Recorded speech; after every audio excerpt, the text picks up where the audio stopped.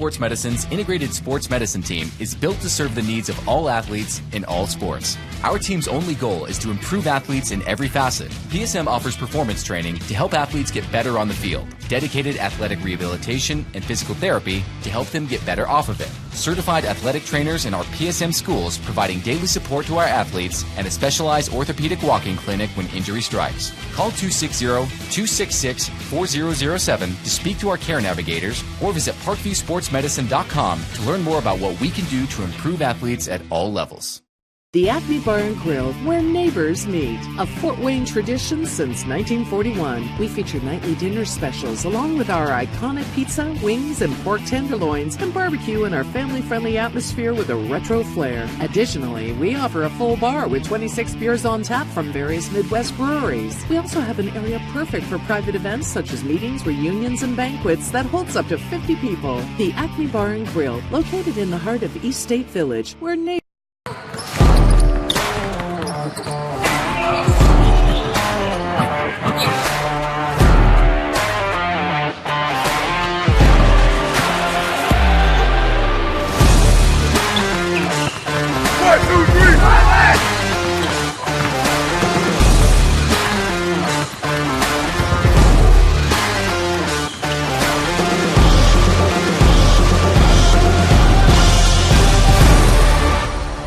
Give your home the curb appeal it deserves and trust Kurt's Mio to power wash your home. Additional services include concrete sealing, deck and fence cleaning, driveway replacement, and stamped concrete. Just head on over to kurtzmio.com, request your virtual quote, and use the code SummitCity for 15% off all power washing services today. That's kurtzmio.com, supporting the youth of Fort Wayne. Looking for a way to naturally aid in soothing aches, pains, and sore muscles and reduce inflammation from the skin? Want a relief in minutes? Try Alleviate. Contact Hillary Didier for details. You can find her at didier.hillary@gmail.com or call her at 260-312-1599. The Kelly Automotive Group is simple, transparent, reliable. Simple. Our customer specialists make buying a car easy and fun. Transparent. Our price listed is the best price. No hassle, no gimmicks. Reliable. Buy with confidence and peace of mind. We work hard to ensure the best value however you shop. Come see us in Decatur at the 2733 Auto Mall and shop 7 brands in one location. The Kelly Automotive Group. Simple, transparent, reliable. Joint pain, sprains, strains, or a possible broken bone? Make the Parkview Ortho Express Walk-In Clinic your first stop when you have an orthopedic or sports injury. Parkview Ortho Express, located at the Sport One Parkview Fieldhouse, gives you access to quick care and orthopedic physicians when you need it most. Get x-rays, treatment, and referrals to Parkview Care, all in the convenience of a walk-in clinic. Parkview Ortho Express is open Monday through Thursday, 7 a.m. to 7 p.m., Friday, 7 a.m. to 5 p.m., and Saturday, 8 a.m. to 12 p.m. Call 260-266-4007 for more information.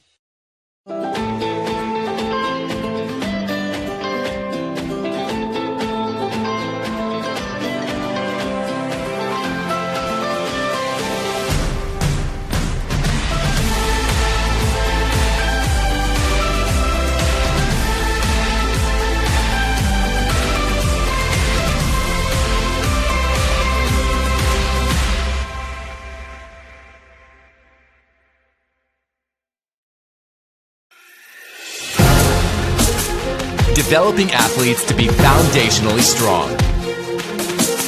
Healthy and consistent training. Expert staff. Long-term athletic development. Parkview Sports Medicine Performance. Any athlete, any age, any skill level. I was once a Southside kid who was led on a journey by high school football. A journey that taught me discipline, toughness, and the skills that made me a success. As a businessman with a CPA license who owns his own firm, I still use the building blocks of high school sports in my everyday life. Someday sports will end no matter what level you reach, but you will be left with the skills to compete in the next game. the game of life.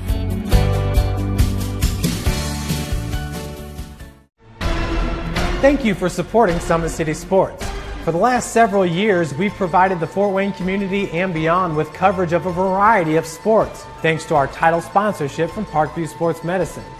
Since we began in 2015, our annual budget has covered the cost of videographers and commentators to over 300 plus games each year.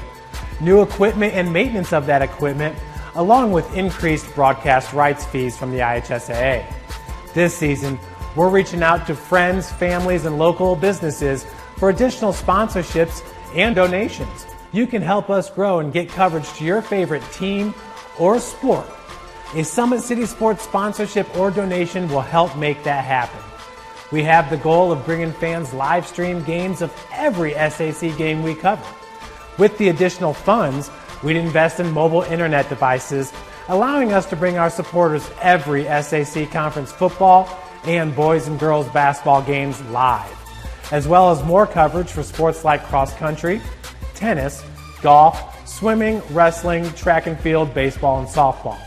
For more information on sponsorships or how to donate, visit SummitCitySports.com. And good evening, everybody, and welcome to high school playoff football here on Summit City Sports. We are here at Marion High School. I'm Thad Goff alongside Ryan Dellinger. Dave Peterson is on camera tonight here at Marion High School as the Wayne Generals get set to take on the Marion Giants. Wayne had a tough season in the regular season, a tough go of it in the regular season, but now they have a chance to put that regular season behind them, that 0-9 regular season, and perhaps move on in the postseason. Sorry there, your mic cut in and out on me there, big fella Thad. Yeah, a good chance for Wayne to right a season that has gone really bad this season for Coach Derek Moore. You know, they wanted to build on a great season they had last year, but they did not go their way. And you know what the great thing is about the second season, Thad? You get to start all over. Records don't count. You don't play your typical schools that you play during the regular season, and it would be good for Fort Wayne and the Summit Athletic Conference if Wayne got rolling here in the postseason. But they have no easy game in front of him. The Marion Giants 7-2 on the season. They've got themselves an outstanding quarterback, and they also have some pretty good linebackers on the team. So Wayne, to win tonight, is going to have to play their A game. No turnovers. You know, one thing about Marion is they've got a head coach who has built a very good program here at Marion High School. Craig Chambers, he's in his fourth year as head coach, won I believe it was sectional title a year ago. For some Marion Giants football. Sorry. Won a sectional title. Mic. Which one's your crowd mic there? Turn it down is what he wants. So there you go. Sectional. Sorry about that, folks. Marion won a sectional championship, I believe it was, a year ago. 13-1 was there. Actually, I believe that would have been a regional championship, but they were 13-1 a year ago, and it's kind of been a steady growth for them under head coach Craig Chambers, but they have been consistent in recent years. Yeah, they have. I was down on the field a little bit before the game, and they've got some good-sized young men on there. Their quarterback's a fairly well-built senior. And the head coach wants to continue this run. I don't know too much about their competition, to be honest with you, during the regular season. But they've had a good season. They've rushed for nearly 2,200 yards, Thad. That's outstanding. Absolutely it is. And now, speaking of the running game, Wayne has a couple of guys who can carry the rock pretty well, particularly Keyshawn Fields. He's been carrying the rock pretty consistently. In fact, earlier this year, I believe he was the second leading rusher in the SAC. Sean Collins, another very capable running back. He's had some good games in his own right. Yeah, Keyshawn Fields is a workhorse, though. On the season, he's rushed for 8 touchdowns. He's ran for nearly 700 yards. And another name, we'll call his name on defense, 33 tackles on the season for the young man. And then Collins kind of stepped it up midway through the season, and really, I don't want to say he stepped in for Keyshawn Fields for a while, but he did a great job, and I think we're going to have our national anthem. Yeah, we are going to have a national anthem. We will keep it right here for the anthem on SummitCitySports.com. Oh, say, can you see by the dawn's early light what so proudly we hailed at the twilight's last gleaming, whose broad stripes And bright stars through the perilous fight, o'er the ramparts we watched were so gallantly streaming, and the rocket's red glare, the bombs bursting in air, gave proof through the night that our flag was still there. Oh, say does that star-spangled banner yet wave o'er the land of the free and the home of the brave?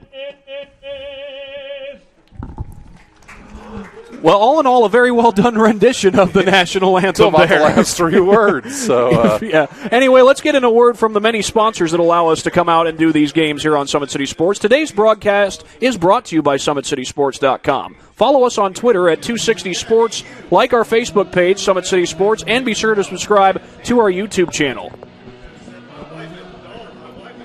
Kelly Automotive Group is Indiana's #1 automotive group with over 1,000 new vehicles and 500 pre-owned vehicles to choose from. Please visit drivekelly.com. Simple, transparent, and reliable. Acme Bar and Grill is currently located at 1105 East State Boulevard in Fort Wayne. You can order your favorite pizza, pasta, salad, and more, all with the click of a button. Acme Bar and Grill accepts orders online for pickup. Give your home the curb appeal it deserves and trust Kurtz Mio to power wash your home. Additional services include concrete ceiling, deck and fence cleaning, driveway replacement, and stamped concrete. Tom Steel Tire has been servicing the Fort Wayne area for over 40 years. They will help you find the perfect tire for your vehicle and other auto repair services like brakes, wheel alignments, engine diagnostics, and more. Big-Eyed Fish has been around the Northeast Indiana area for generations. Like their Facebook pages for updated promotions. Enjoy the best fish in Fort Wayne in a family-friendly environment at Big-Eyed Fish. El Azteca Mexican Restaurant has been consistently serving food since 1973. Their recipes use only the best fresh ingredients. They are family-owned, and they pride themselves on great quality. For more information, go to elaztecarestaurant.com. Anderson Heating and Air Conditioning is dedicated to providing the best possible solution for your home or business. You can count on them to provide you with a system and solution that fits your unique needs.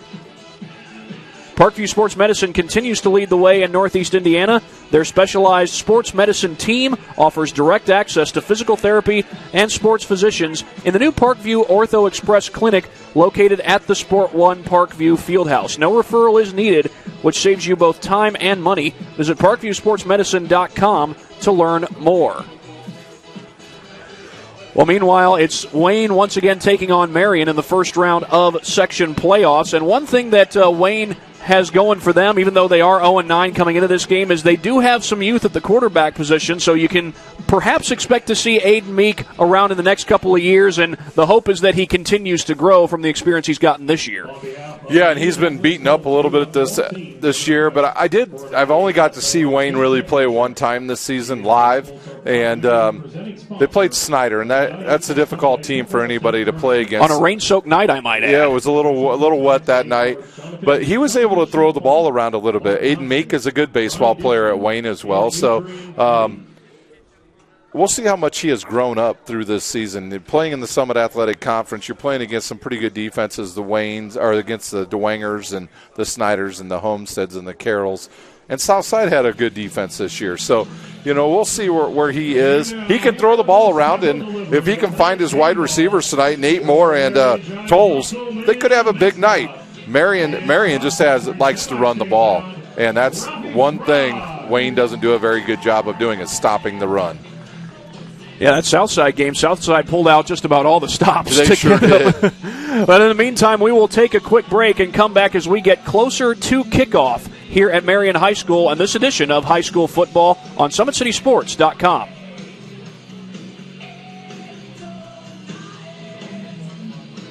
Takes a few seconds.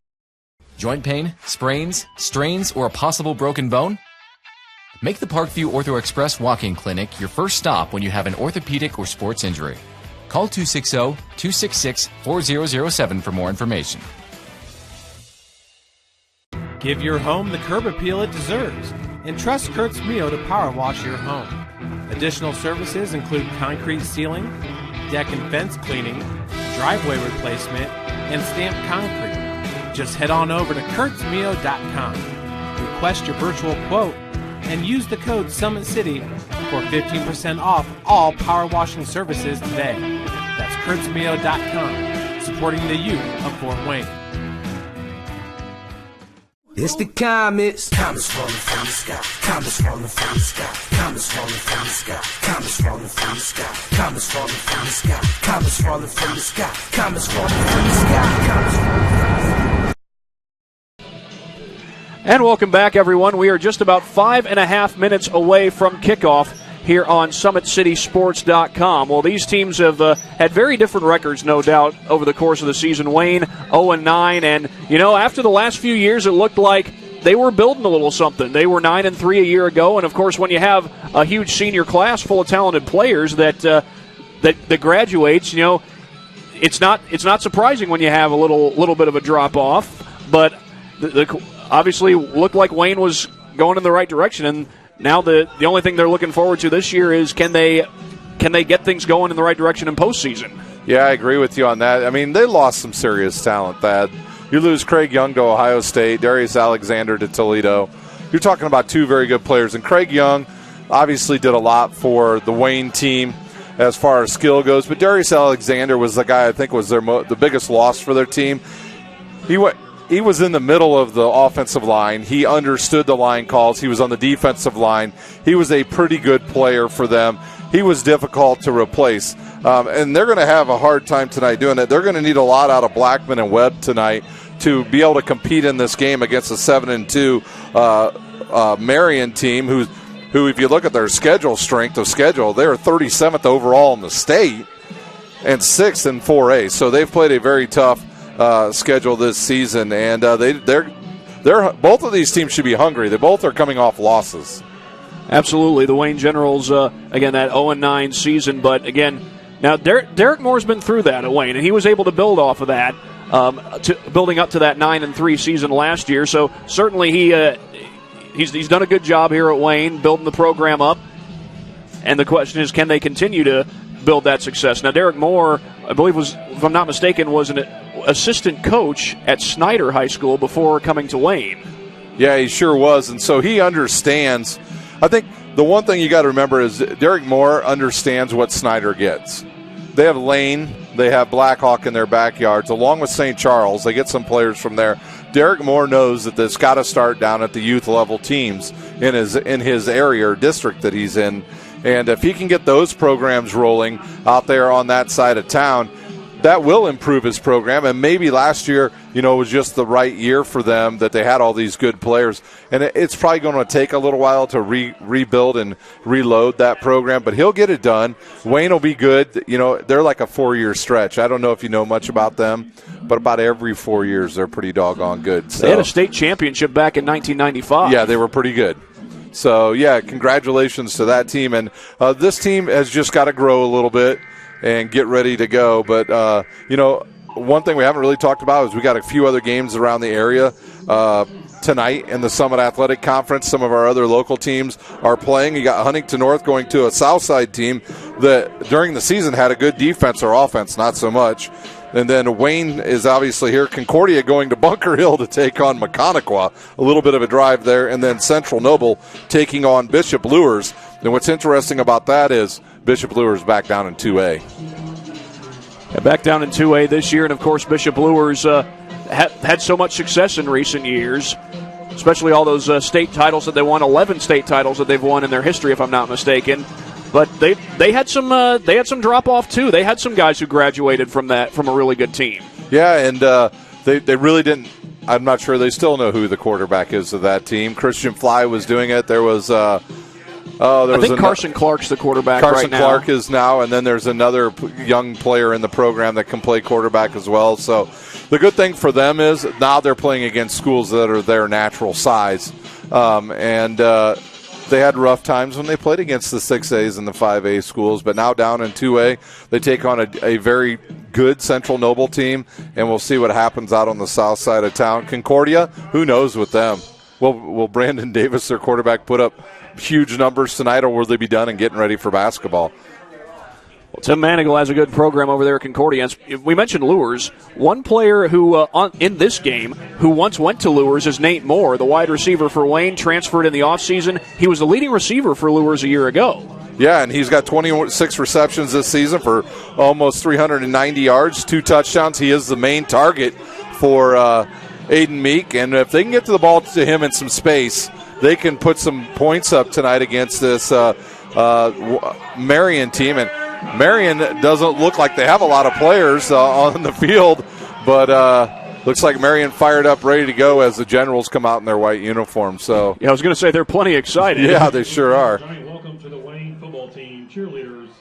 Athletic Director Gary Rayburn. Well, the Wayne Generals, in the first round of sectionals, they had a tough go last year. That was against the Bishop Dwenger Saints, and Dwenger, obviously we know how they did a year ago, but Wayne was able to hang with them. Yeah, and if you think of those Wayne seniors from last year, have to think, had we won that game in the slop, we would have won the state championship potentially. And Dwenger has, this year's team has really struggled scoring here as of late. Last week, a very close game with the Northrop team that typically gives up a ton of points, and they did a nice job to hold on for a 9-7 I think that sounds about right. Yeah, 9-7 last week, and that was a late field goal that was made by Bishop Dwenger to win that one. 30 seconds away from sectional time, Thad. Wayne looking to get their first victory of the season. Of course, I believe last year in sectionals, Belmont was 0-9 going into sectionals, and then they won 2 straight, including, of course, an upset win over Concordia. And that was, I think, rain and snow-soaked night over at Zollner Stadium. But Belmont got the win and walked out of there. And Concordia, they're 4-5, but they've got a good program over there. Tim Manigal's done a good job. He had to replace some big dudes on that team. Tough to do I went to Concordia, and I understand what happens there at Concordia, and they had to replace some very good football players from the year before. Their wide receiver, one of their better wide receivers left, Kamari Anderson Drew left, so it was a big loss for them, but Coach Manigault is really good, great guy. He'll get that program rolling again. Won a state championship back in 2016. Yeah, and then his quarterback from that team, David Morrison, in town 2 weeks ago to take on St. Francis over at Darcy Stadium. Got down big, darn near led that team all the way back to the win against St. Francis. If I'm not mistaken, wasn't that the game that ended on a blocked field goal? Field goal, return for a touchdown. Yep, and here we go. Did you see him? Did they do this before the game? I don't know if I saw him do this before the game. I don't think so, but we are about to have the coin toss here at midfield, so we'll see if either Wayne gets the ball or Marion gets the ball to start things off. Talking things over.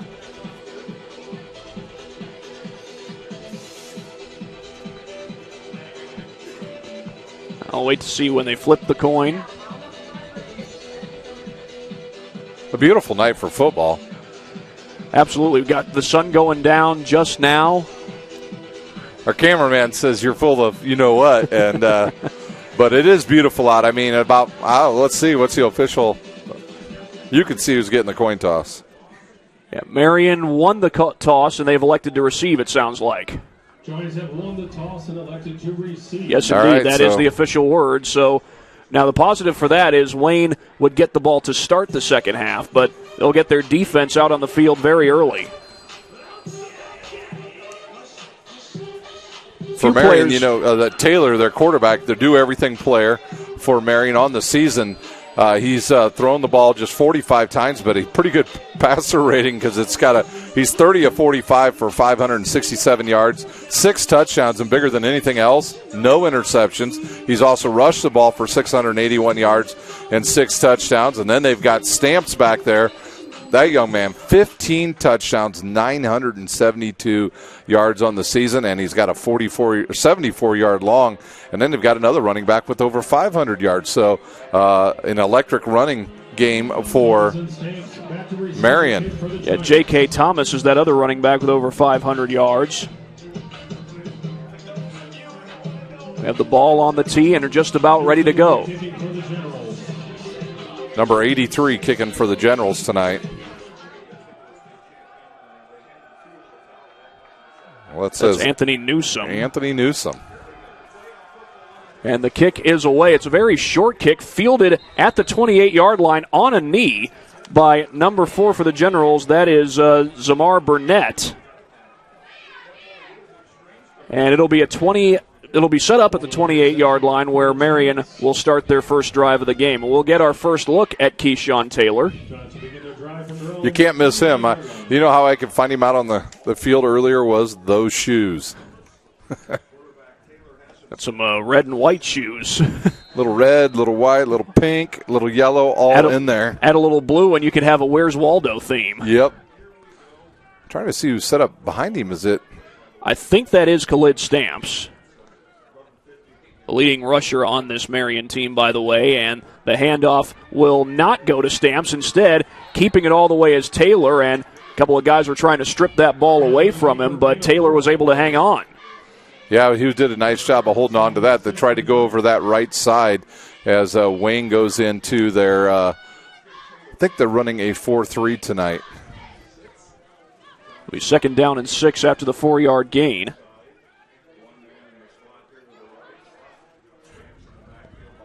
Trips on the left side of the field. Taylor on the option tosses it over to Stamps, a little bit behind him. Stamps was able to corral it. He gets the first down, and he's out across the 40 to about the 42. A good run by Stamps after what looked like it might be a broken play. Yeah, he picked up 6 positive yards. And you know what really got that play going for Marion was the blocking by the wide receivers on that far side of the field. You're going to see that in a lot of these option plays. You know, back when Urban Meyer was coaching at Florida, one thing he emphasized that he looks for in wide receivers is wide receivers who can block. Yeah, absolutely. Looking at that sunset across the field there. Wow. Beautiful coloring. It's that time of year where the sun goes down earlier at the night. My coach used to say when I played in high school, summer's gone. Hard run up the middle there by Stamps, and he gets about 4 more. Just these short chunks of yardage on these last couple of first downs has been, I don't want to say a theme, but that's been what's happened the last couple of first downs. And that time they went over the left side, so they're using both sides of the line here against a Wayne team that does give up some yards on the ground. It's the first possession of the game for either team. And they give it off again to Stamps. Tripped up, but I think he got the first down. He sure did. The official here on the near side said he got it. And yet they are moving the chains. So Stamps already was 16 yards. You ever done a game that had a 8-minute delay? No. We had that at Homestead versus Carroll on when roughing the passer was called. I won't go into details, but it took a long time to get that one sorted out. Let's just leave it at that. Taylor loses the snap. It gets through his hands. Did he fall on it? No, it's still loose and picked up by the Generals. On the way to the house, touchdown. That's number 22, Cameron Webb. And how about that? Wayne's defense comes up with the scoop and score. And that was a 40-yarder return. It was right there on the 40-yard line. And picked up at the 37, so I guess you could say 37 yards on the return, plus the yardage lost on the fumble.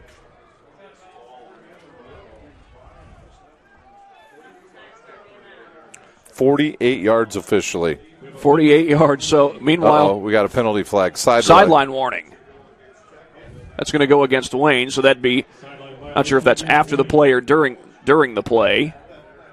But either way, it looks like they're going to kick the field goal. You don't really get penalized for a sideline warning. I believe the way it works is a certain number of sideline warnings could lead to a flag. Crazy thing was they were really rolling on that play. This is Newsome back to kick. Anthony Newsome, a junior, also listed as a wide receiver. They get the snap down, and the kick is good. They got good pressure there on that kick.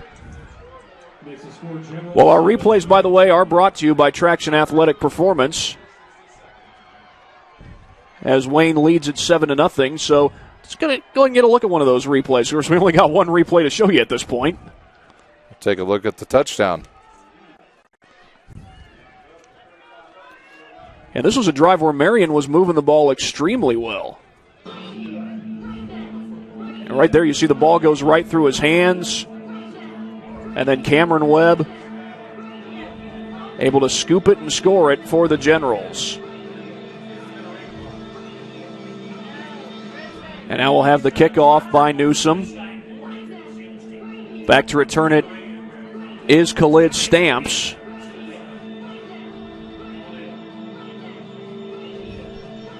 See if they go with that short kickoff again. Why not? The downside of that is that gives Marion very good field position.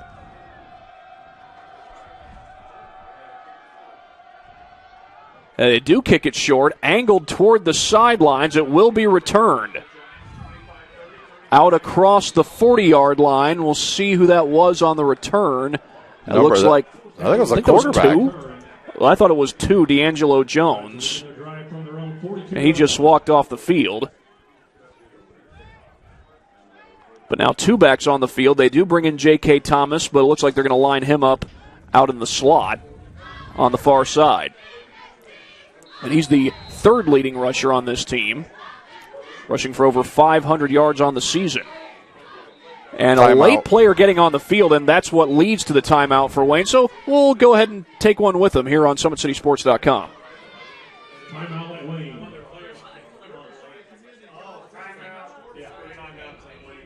For your convenience, restrooms are located on the north and Developing athletes to be foundationally strong. Healthy and consistent training. Expert staff. Long-term athletic development. Parkview Sports Medicine Performance. Any athlete, any age, any skill level. I was once a Southside kid who was led on a journey by high school football. A journey that taught me discipline, toughness, and the skills that made me a success. As a businessman with a CPA license who owns his own firm, I still use the building blocks of high school sports in my everyday life.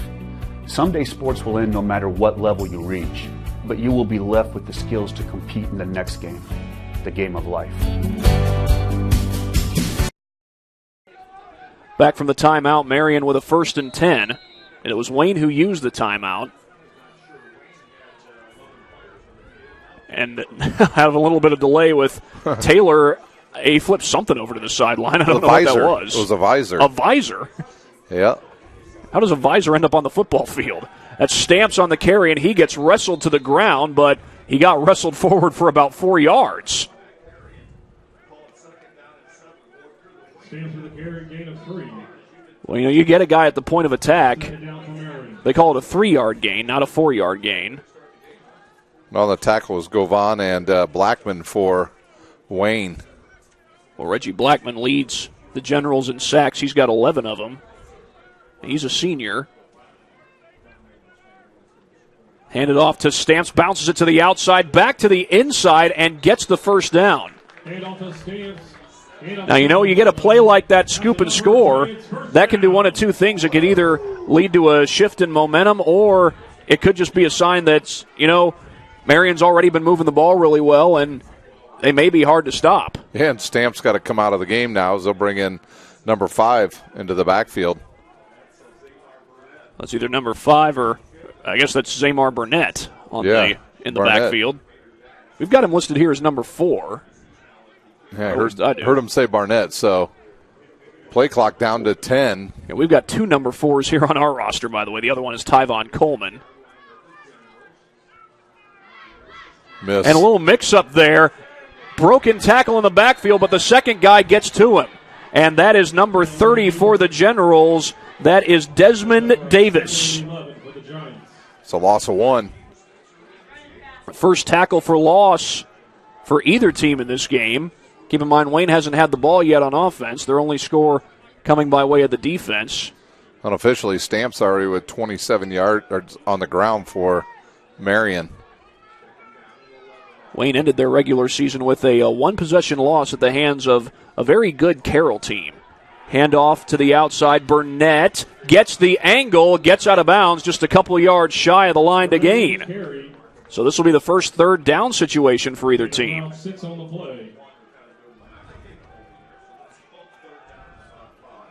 And they're going to mark him out at the 41-yard line. Make it 3rd and 5. I thought he got a little bit more before he went out of bounds, but it is what it is. See if Wayne brings some pressure. They've got 4 down. And the handoff will, I believe, no, it's kept by Taylor, and he got it. Out across the 35, he needed the 36. And the drive continues for the Giants. Got the Giants versus the Generals. Sounds like they can make a movie out of that. Yeah. At least out of the concept. I don't know if you'd stick with that title. Yeah, I'm trying to look down here to see if Stamps was hurt or what, because I don't see him down here, and I don't believe he's come back into the game, has he? He hasn't. The only player sitting down right now is Drew Bartram. They hand it off straight up the middle, and Burnett gets maybe a yard, make it 2. Well, they've had Wayne has had trouble keeping him to those short yardage plays, but that's a good start there on that first down run for this General defense. Nothing in the air so far. I imagine Stamps is probably just getting a breather. Well, we'll see how that plays out, though. Taylor back to throw. Looking downfield. Throwing to the sidelines. Has a man down there, and it's caught. That's a touchdown. Number 24, Braxton Delgado.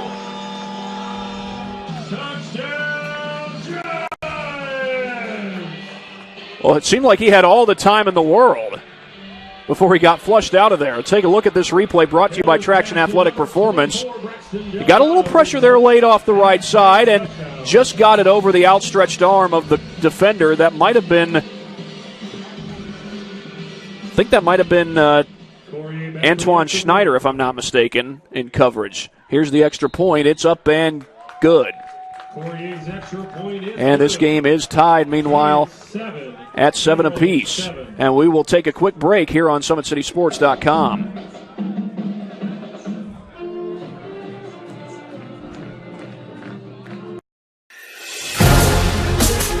Developing athletes to be foundationally strong.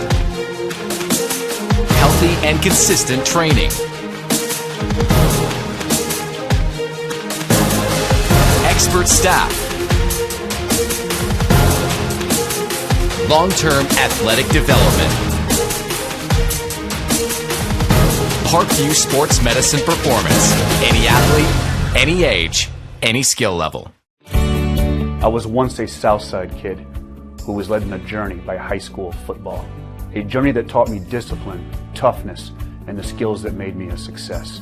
As a businessman with a CPA license who owns his own firm, I still use the building blocks of high school sports in my everyday life. Someday sports will end no matter what level you reach, but you will be left with the skills to compete in the next game, the game of life.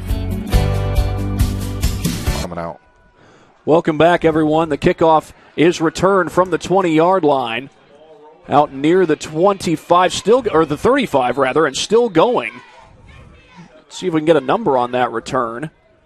I think that was number 10 for the Generals, Arthur Moon. And so Wayne will have good field position to start their first offensive drive. If you're just joining us, their one score came by way of a scoop and score. Taylor had the ball go right through his hands on the snap. Yeah, and I think if you're the Wayne Generals coaching staff, you got to be a little bit upset with that result of that play. They were running a two-deep zone, and they had guys both on those zones on right and left, and they just misplayed the ball. Maybe it got in the lights. Well, Aiden Meek out for his first snap at quarterback, and he'll hand this one off to Keyshawn Fields. And it's a solid gain on first down, gets it out to the 41, make it a 3-yard carry.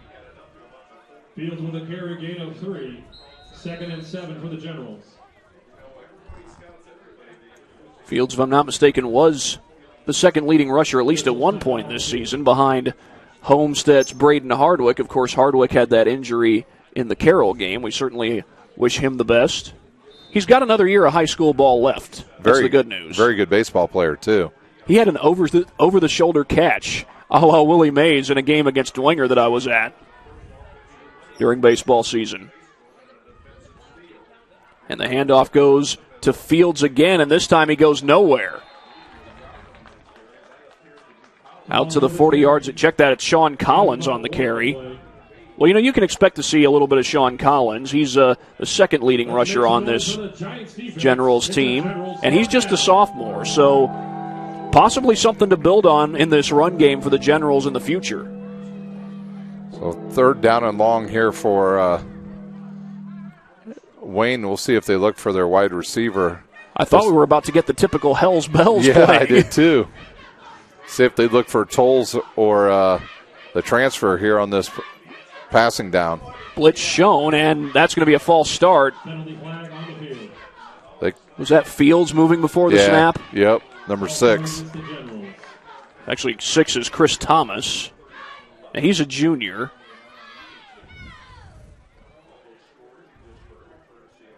Chris Thomas also a linebacker on this General defense, so now they're faced with 3rd and 11. Haven't seen a pass play yet from Wayne, and I think that's Fields coming back onto the field. So one first down now for Wayne. They're going to have to put it in the air, and we'll find out how good the backside of this defense is. The person with the most interceptions is Jones, one of the cornerbacks for Marion. 2 in the backfield for the Generals. Now they go in motion as Meek gets immediate pressure, sets up the screen, and I believe that's Fields on the catch, but he does not get there. He stopped at about the 39. 4? About 2, it looked like. 2? And it was indeed Fields, just a 2-yard gain on the play, and I'd call it a generous spot, but it's 4th down anyway, 4th and 8. They marked the ball at the 40.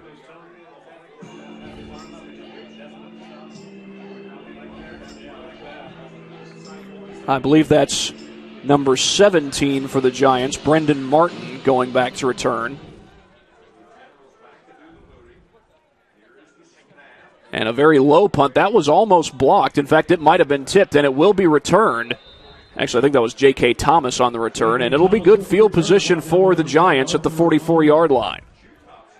Well, we'll see if Stamps is going to come back in here. I still see, yep, here comes Stamps. He may have changed cleats. Those are some shiny cleats, I'll tell you shiny, that. So maybe he went in the locker room and had to put on a new pair of turf shoes here to get ready to play. I saw something similar in, not in a real game, but in a movie. Now, this was a basketball movie. It was called Like Mike. That was way back in 2002, I think, when that came out. Featured a lot of great NBA players at the time. Good keep and fake by Taylor, and he gets out to the 48-yard line, a couple of yards shy of the first down. That'll make it 2nd down for Marion. Now that came out about a year before LeBron James was drafted, so and yet it still had a lot of big names in that movie. It sure did. Gary Payton, the Glove, Tracy McGrady, Chris Webber. Straight ahead they go with Stamps. He is going to have the first down after that second effort and still fighting for extra yardage. It looked like the Generals may have stopped him short. A couple of guys had him collared, but Stamps kept fighting. I think Chris Hanna was in on the tackle for the Generals. And they just like running right up behind the guards. You notice that? A lot of times we see a lot of teams trying to get the edge with their speed, but Stamp's a good power runner to run in between the tackles. Shifting over there was Blackman. Only 3 minutes to go. Giants have dominated in the field position category. We are tied, but Wayne's one touchdown came on a scoop and score. Oh, a nice fake as Taylor gets down to the 40-yard line. Taylor with a keeper on the play, gain of 4. Well, the effect of this run game has been these short chunks of yardage that Marion has been able to pick up, and they've been able to establish some momentum through that. Yeah, they had him in the backfield. He just was able to elude the tackler and pick up some positive yards for the Giants as they just keep it on the ground. They're going to play keep away here in this first quarter. I believe they've thrown just one pass in this entire game, and that went for a touchdown. They give it off. That's Burnett, dropped in the backfield by a host of Generals. Webb was in there, and so was Keyshawn Fields. How many did he lose? 3 yards? I think he lost about 5 or 6, if I'm not mistaken. What are they going to say? Third down and... Oh, no, they're going to say that I think forward progress was stopped back at the 42. 2. So 3rd and 8.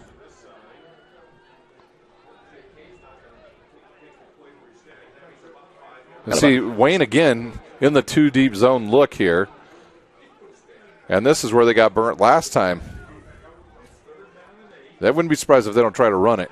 Here's Taylor looking to throw, flushed out of the pocket. Now he throws it late, and was that intercepted? No, it was not. Nope, hit the turf, short hopped. And they may go for it from right here. It's 4th and 8. That's a long way to go for it. That might have been, was that Elliott who had the near interception? Yeah, Ronald it was. Elliott? And here comes the punt team. They thought about it for a brief moment and then thought better of it. We'll see who's going to punt. Is it 12? I think so, J.K. Thomas. So that'll be the second stop of the game for the Generals. But after the way Marion has been moving the football, they are certainly happy about that as this sails over the returner's head and Generals will just let it go. It won't be the best field position as that ball... Did that ball just keep rolling inch by inch down to the 9-yard line? Yeah, it sure was. Right down to the 9. Good punt there. And Generals are going to start inside their own 10. That we have not seen them be able to go long fields during the season. And I think they're going to have to open up the playbook a little bit against this team and see what happens. They're going to have to get their wide receivers involved at times. So we'll see what Wayne decides to do here. Maybe Keyshawn Fields breaks out tonight. He's had a little bit of a quiet ending to the season, and then we'll see what happens if he can get rolling here. Him and Collins are a very good 1-2 punch, by the way. Well, they started off trying to establish that running game on the first possession. And Marion is daring him to throw the ball. I believe that's Collins on the handoff. He didn't get much. Got back to the line of scrimmage, and I think that's it. Thomas with a carry brought down by Group Giants. 2nd and 10. About a minute and a half to play in this first quarter. You said it earlier, Ryan. Fast-moving first quarter it has been. It sure has. Well, time of possession's almost, well, it's all. It's basically about, 10 minutes to 1 minute right now? That's probably about right. Yeah. This is only the 5th play from scrimmage that Wayne has run. And it will be a handoff. That's Fields. And he gets a couple of yards on the carry. What about 2? That was actually Collins, I beg your pardon. Thomas with a carry brought down by number 17, Brendan Martin. Brendan Martin was there on the tackle. He's at 18 tackles, solo tackles on the season for the Giants. Yep, they're going to have to run a play here. There's about a 13, 14-second differential between play clock and game clock.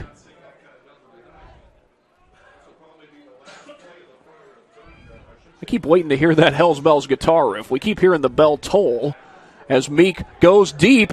One-on-one coverage, and it appears to be caught, and it was. That's Nate Moore. But I think I heard a flag was thrown on the play. I don't believe so. And that was, how far was that one? That was, I think, 13. 29 yards. 29 yards on the pass play. And as there's another look at it on our replay brought to you by Traction Athletic Performance, Nate Moore gets separation from the defender. And that's the Lures transfer. He was the leading receiver for Lures last year, and he was part of a pretty good wide receiver tandem, Jay McJohnson, who still is at Lures. And we have come to the end of the first quarter.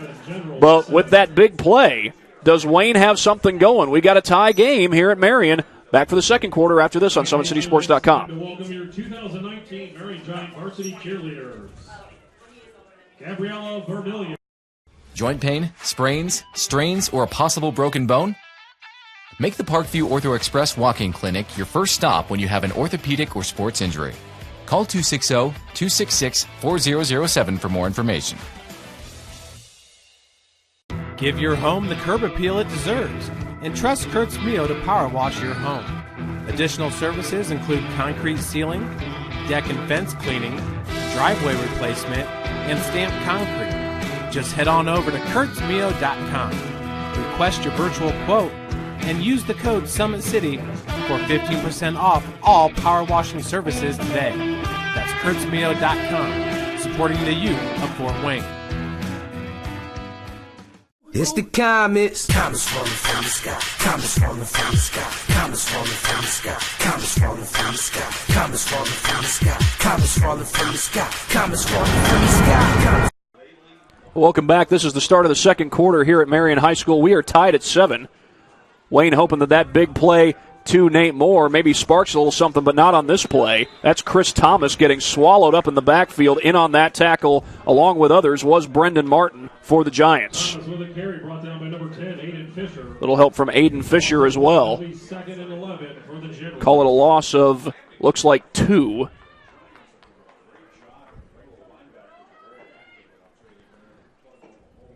And now Wayne, again, looking to get some momentum going. Nate Moore, the former Bishop Lures wide receiver, now with the Generals. Had the big reception just moments ago, and little mix-up on the exchange. Flag is down in the backfield. They did end up handing it off to Collins. Even if it is a hold, I'm going to say they're going to take the... They may just take the play. Take the play and loss of down. Yeah. Holding would not result in a loss of down, of course. And they did. I think they did. Yeah, they're keeping the ball back at the 34-yard line. There was the signal. They are going to decline the penalty.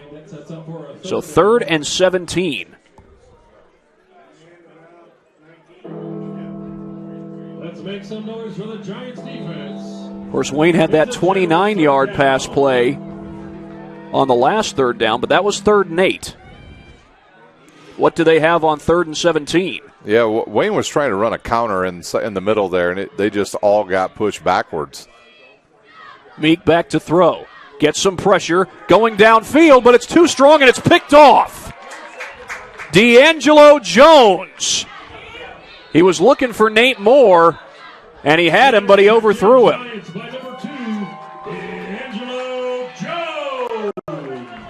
That's the second turnover of the game, the first against the Giants. And he had all kinds, well, not all kinds of time. He was getting pressured, but, well, you see there, he had Nate Moore, but just couldn't get it to him. Yeah, that's the 3rd interception on the season for Jones. And he was just back there playing center field, and the ball came right to him. D'Angelo Jones, a sophomore who plays both safety and wide receiver. And it'll be good field position to start this drive. They motion a receiver and hand it off. That Stamps off the right side. He is very close to the first down. I think he's going to get it. Stamps with a carry brought down by number 6, Chris Thomas. I think they're going to mark him just short. Or wait, are they going to move the change? They are. Move. We had 2 officials standing at different spots, and it was the far side official who called for the chain gang to move. 39 yards already on the ground for Stamps here in the first half. This will be 1st and 10 from the 45-yard line as Marion looks to take advantage of the turnover. Wayne has gotten their only points of the night thus far off of turnovers. And in the backfield, Taylor, he's in trouble and taken down back at the 40-yard line by a host of Generals. Keyshawn Fields was one of them, along with number 45, Reggie Blackman. Going to call it a 3-yard loss. Looks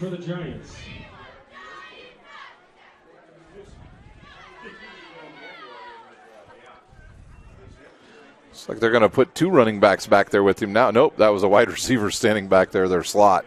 Well, they had J.K. Thomas in the backfield at one point with Stamps, but then motioned him out. That was in the first quarter. Big hole there for Stamps. He gets out to the 49.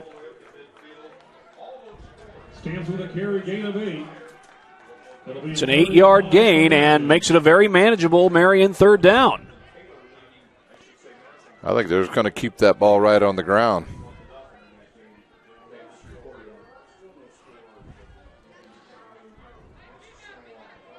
Pistol formation for the Giants as Taylor awaits the snap and gets a little mix-up there. And now Taylor's going to keep it himself. I don't know if that was by design. And he is tripped up at the line of scrimmage. And that, I think, was Fields on the tackle. I think you're right. Nope, that's Chris Thomas. Chris Thomas with the tackle. Gets a little congratulation from Keyshawn Fields. But again, the Generals' defense able to force a punt. They'd not been able to do that the first couple of drives, although they did get the turnover on the first possession that resulted in points as Ronald Elliott goes back to return the punt.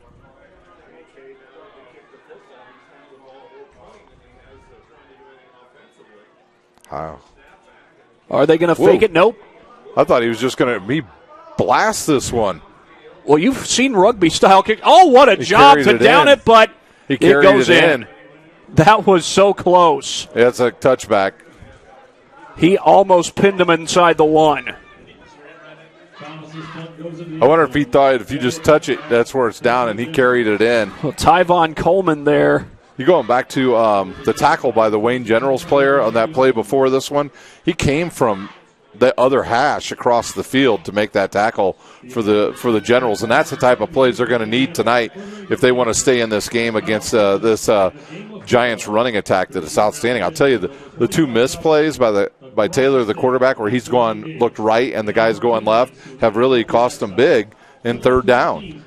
Well, Marion has outgained Wayne so far on the ground, but just a 7-7 game, and it was that mix-up that I think you just alluded to on that last play that cost Marion a first down on that last drive. Oh, a good run on first down by Collins. Sean Collins, the sophomore tailback. I think he picked up about 6. They're going to mark it at the 27, so make it a gain of 7.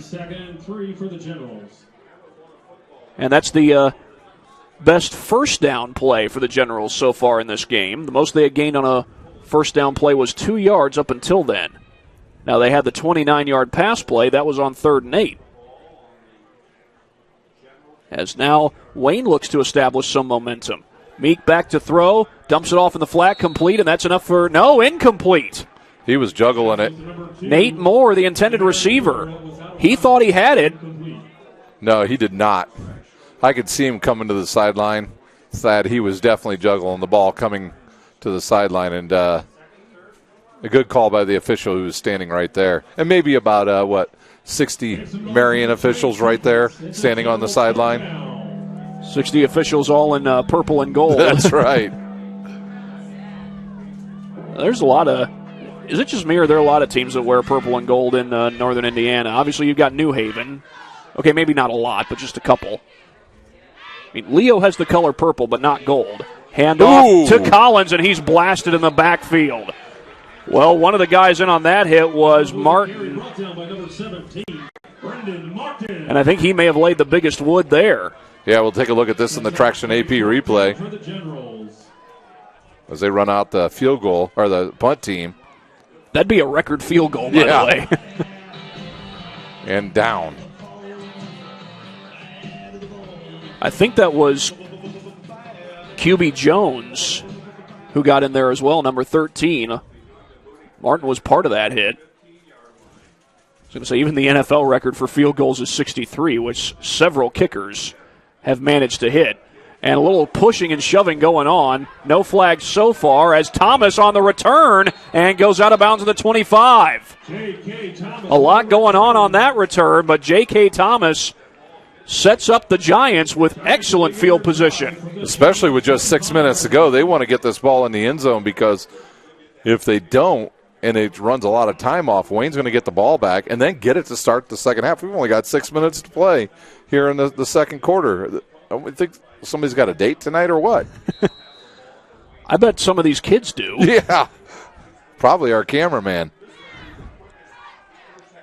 Of course, Marion was a pretty busy town last week. They hosted a regional cross-country meet.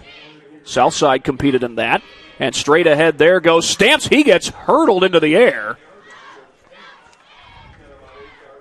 I think that was Moon who tackled him, if I'm not mistaken. But either way, it's an 8-yard gain on first down. Stamps with 56 yards as some late subs. Straight ahead, Stamps cuts it to the outside, moves the chains. A good run by Stamps. Stamps with a carry. That's enough for a Giants first down. This is the first time either team has had the ball in the red zone today. Marion's touchdown, I believe, was about 41 yards, if I'm not mistaken. Give is to Stamps, gets to the outside, still on his feet, and inside the 5. I don't think he got the first down, but we'll see. Stamps with a carry on the play, brought down by number 9, Keyshawn Fields. Keyshawn Fields was in on the tackle for the Generals. By the way, that Marion regional cross-country meet that took place last week, the teams that advanced from that will be competing at the Plex in Fort Wayne tomorrow for semi-state. And a whistle and a timeout, I think, called by the Generals. Yep. So we'll take one with them here on SummitCitySports.com. He's got 68 yards.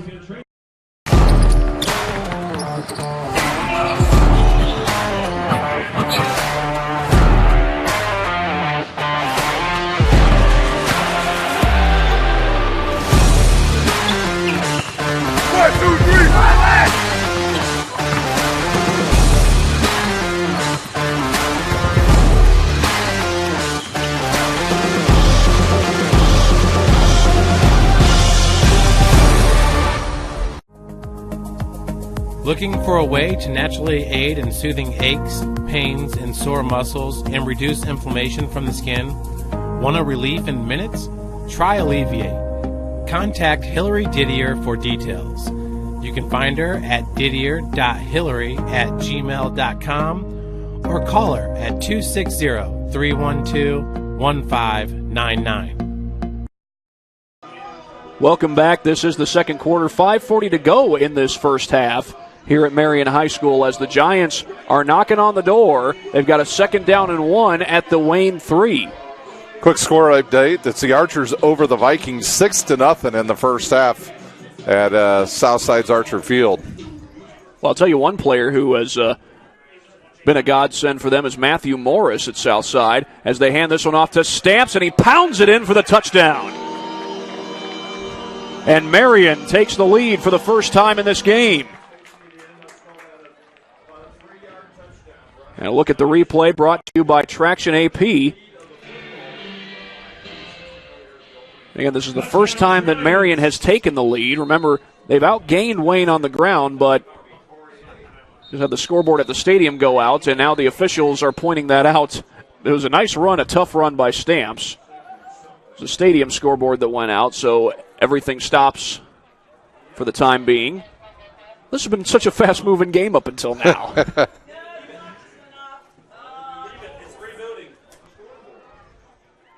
Technical difficulties. Stand by as we get these. Well, now we will go ahead and take another quick break. Come back for the extra point here on SummitCitySports.com. I don't. Yeah, there it is. 5:36. Developing app. Well, that was pretty quick. They've got the scoreboard fixed. 5:36 to go on the clock, and we'll have the extra point here in just a second.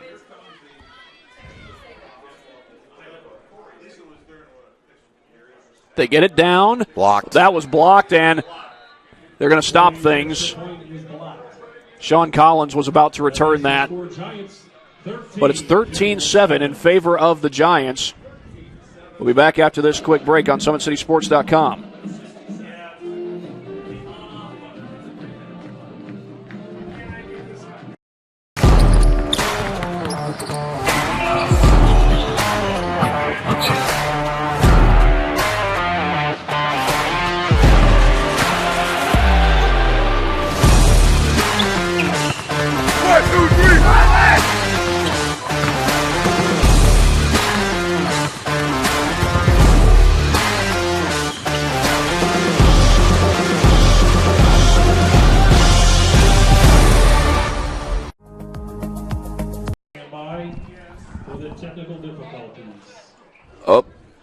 Back here at Marion High School, it is 13-7 in favor of the Marion Giants.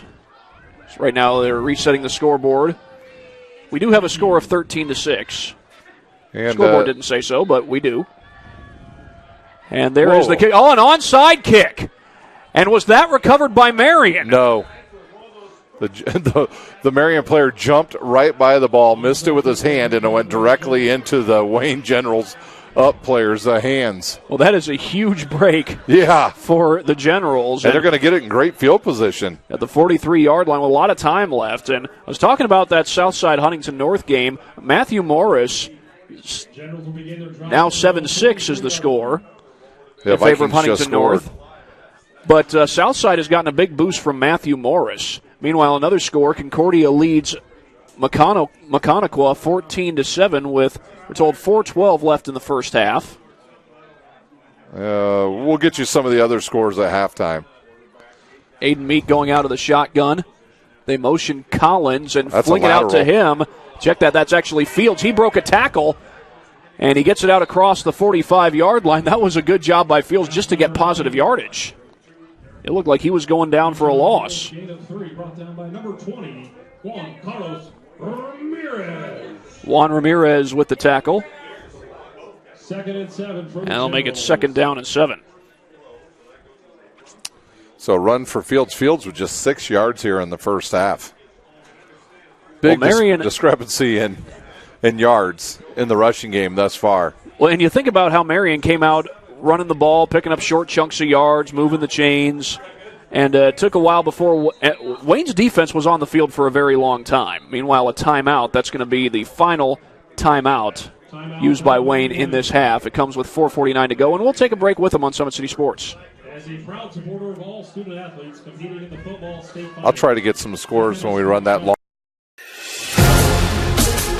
Developing athletes to be foundationally strong. Healthy and consistent training. Expert staff. Long-term athletic development.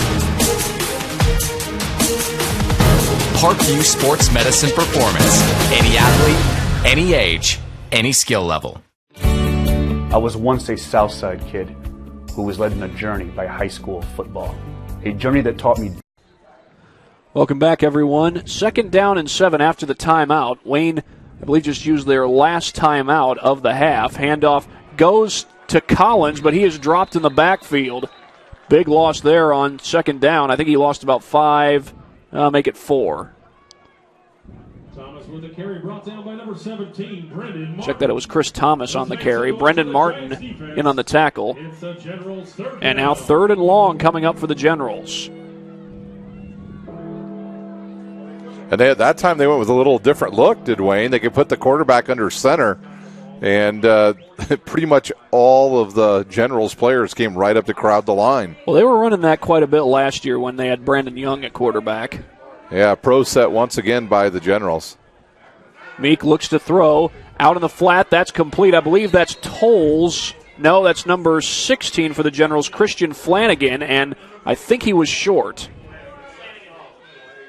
Yeah, they're going to mark him, it looks like at the 50, just halfway between the 49 and the 50. That'll make it 4th and about 3, and looks like the Generals might be going for it here. Nate Moore just came back onto the field. And another guy coming on late, that's Collins. He drops his mouthpiece. Well, I know it's field turf out there and not grass, but it seems kind of strange to pick up your mouthpiece after it falls on the turf. Oh, there's a false start. And they caught it. That's going to make it 4th and 9, and we'll see if they still go for it here. Probably not. It'll be 4th and long. Well, that's the last thing you want on 4th and short. The only good thing is it makes the decision easier. A lot easier for sure.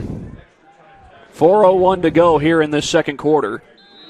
Wayne with just 2 penalties for a total of 10 yards. The Marion Giants, no penalties in a very clean first half.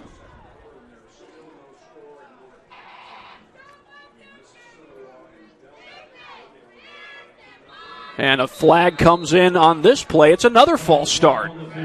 Well, that's back-to-back false start penalties. False start against the Generals. And that's the last thing that you want.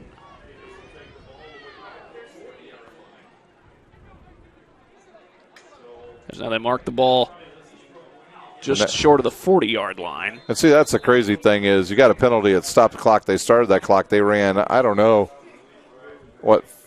15 seconds off, and now they get to run more off. Whoa, look out. A very short punt. It will be fielded on a hop by Thomas, and he's dragged down to the 31.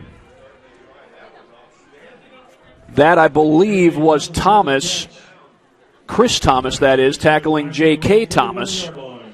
So we get to see Taylor's arm once again here, or will they try to stay on the ground with Stamps? Stamps already in this game with 71 yards. The Marion Giants overall already with 97 yards on the ground here in the first half. Well, if I'm correct, Marion has all 3 of their timeouts. Or are they going to use one here? Oh, we've got an official helping a player maybe snap up his chin strap.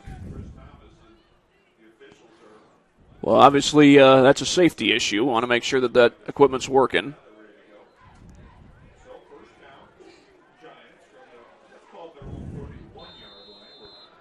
So now it looks like they got it fixed, and we're back to action from the 30-yard line. 3:29 to go in this first half. And again, if I'm not mistaken, Marion has all 3 of their timeouts. Wayne has used all 3 of theirs. Here's Taylor, keeps it, nice juke. And he gets the first down and more. Out of bounds at the 45-yard line. He was ridden out by Elliott. That was about a 13-yard run. 13-7 as Marion gets to keep those timeouts in their pocket on the out-of-bounds run. Handoff goes to Stamps, breaks a couple of tackles, and then goes down after an 8, maybe a 9-yard gain. Stamps with a carry gain of 9, brought down by number 10, Arthur Moon. Arthur Moon there on the tackle. By the way, the winner of this game will go on to play the winner of Delta versus Mississinewa. Excuse me, I beg your pardon. The winner of this game goes on to play New Haven versus Jay County. And that was a tough hit on the running back there, Stamps. That was enough yards for a Giants first down. Easily gets the first down there. He picked up about another 7 or 8 yards. That Delta Mississinewa game, the winner of that game gets the winner of Huntington North 0-0 score in that game. Straight up the middle, broken tackle by Stamps. And it looks like they're going to mark him right at the 30.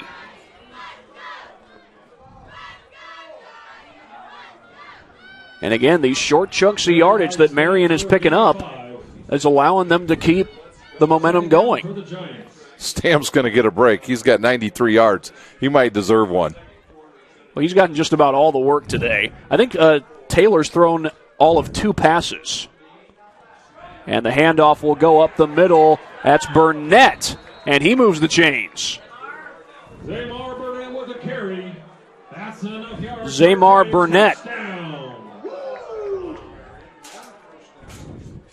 And Marion could very well have their second red zone possession of the game. And right now, they're keeping this Wayne defense on the field for quite a long time. It's Burnett again, cutting outside, down the sideline and out of bounds. Wow, that's close to a first down, too. And when the carry runs out of bounds, I think they're going to mark him a couple of yards short at the 16.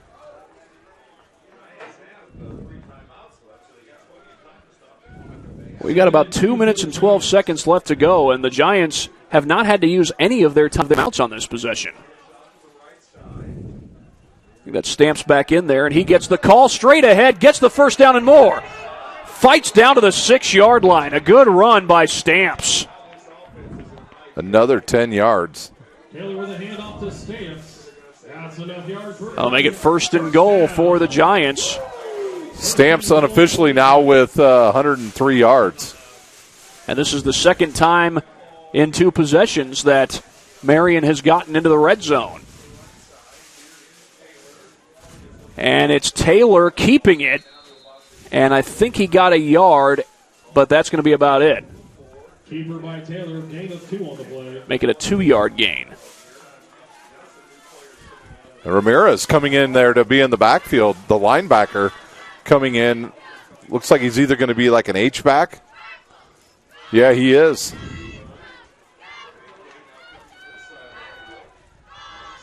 And the handoff goes to Burnett. Bounces outside, touchdown. Zamar Burnett pads the lead for the Giants.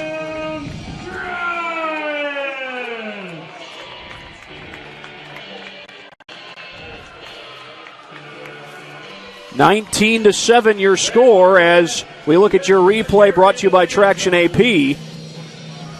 And Zamar Burnett got a good hole off that right side and took it in for 6. Extra point is good. Extra point is good. So it makes it 20-7 in favor of the Giants, and we'll take a break here on Summit City Sports.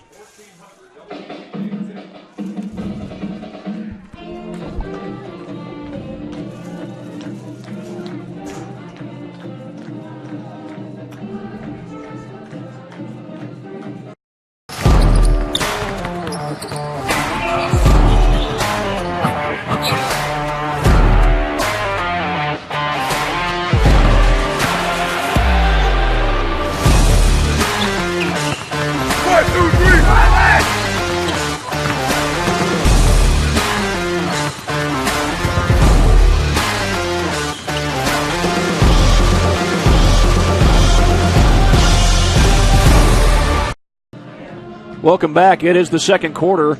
Marion leading 20-7 over Wayne.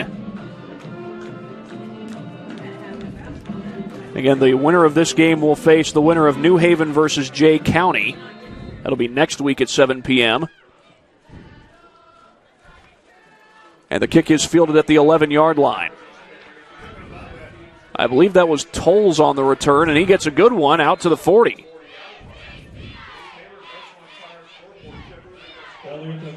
So the Generals will have good field position with 1:15 left to go. But they've struggled to move the ball offensively, and their defense has been on the field a long time. But the good news for Wayne is they're going to get the ball to start the second half. Yeah, if they can get somewhere down the field and at least get an attempt at a field goal, that would be some positive stuff going on for Wayne. Total yardage is about 3-1. Marion. Well, the Generals only points of the game coming by way of the defense. Cameron Webb with a fumble return for a touchdown. And here's Aiden Meek to throw on first down, and it's a little bit low to the far side of the field. And it's going to be 2nd and 10.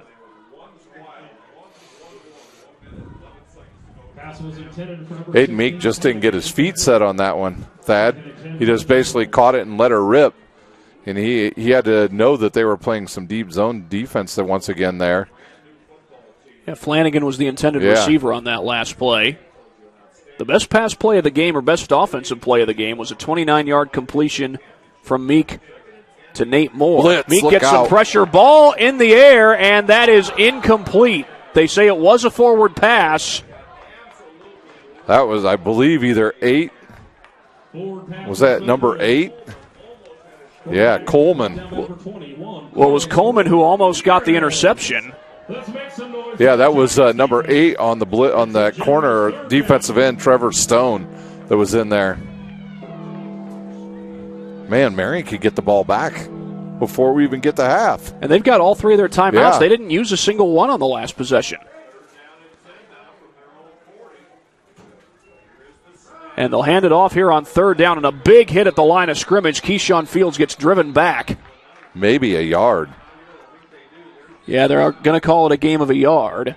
And now Marion will use their first timeout to keep some extra time on the clock before this ball is punted away. It's going to be 4th and 9 as Marion has a lot of time to get the ball back. And do we have an injured play? No, I think guys are just being shifted off the field. Second there, I thought we had an injured pride right now for the Wayne Generals. And now Wayne has a guy late coming on. That's Elliott. That's J.K. Thomas back to return. They're going to put 2 back. I think that's the 23, Marquise Smith. And the official reaching for his flag here. Like he's going to call there we go.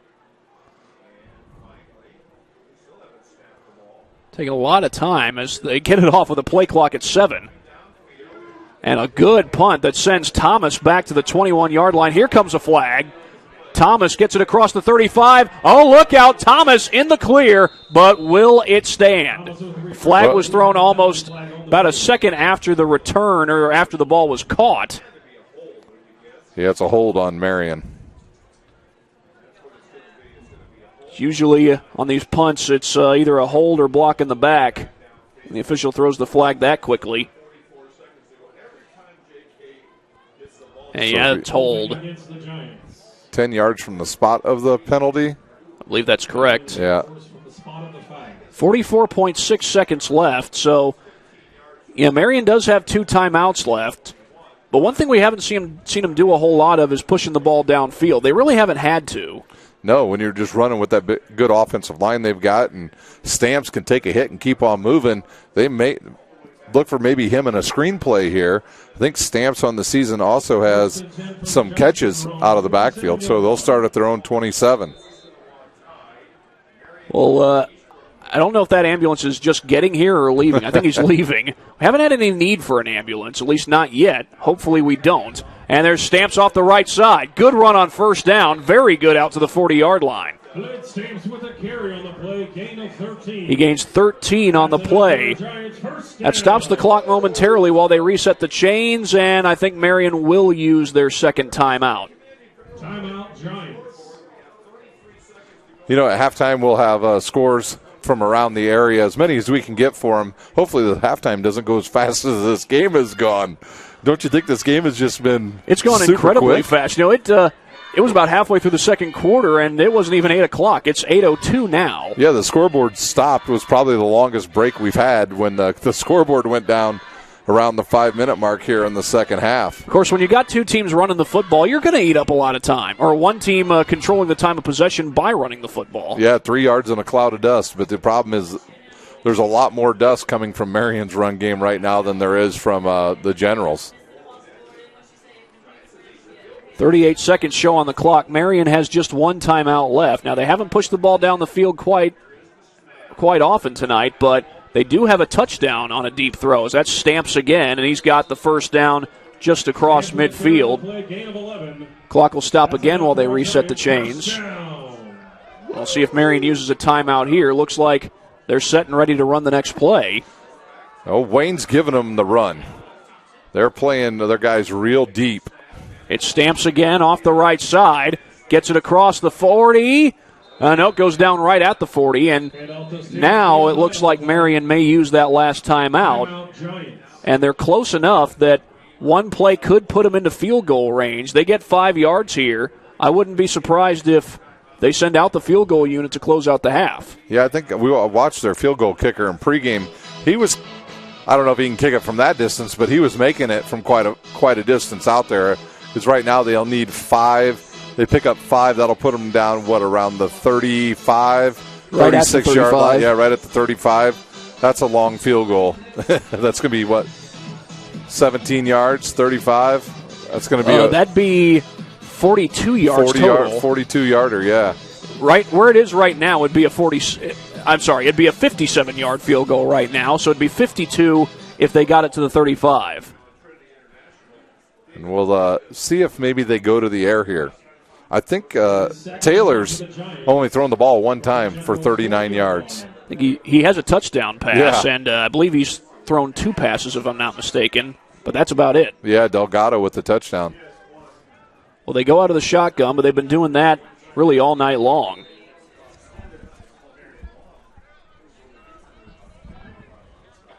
Back to throw as Taylor gets pressured, going downfield, has a man in the end zone, and it's caught! It's a touchdown for J.K. Thomas! Wow. I think that was Elliott there in coverage. It was the same coverage from the other touchdown.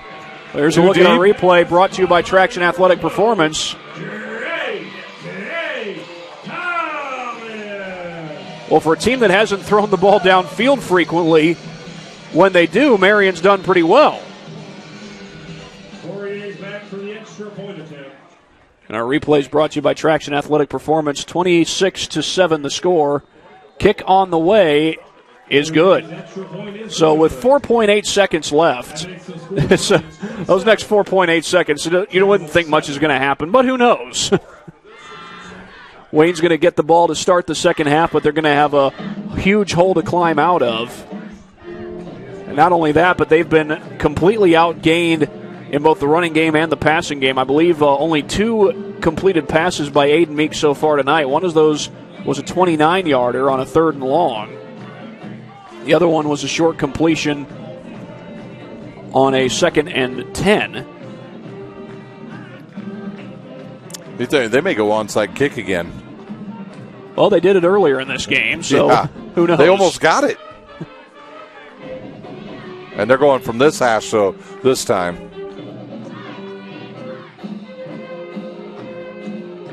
I think they went from the near side hash last time. This time it's a squib kick, but it's loose, and I think it was picked up by the Giants. Wow, so they'll have time for one play. Yeah, there's 1.5 seconds left on the clock. I wonder if they take another shot here. When they have, they've been able to score 2 deep balls for touchdowns so far tonight.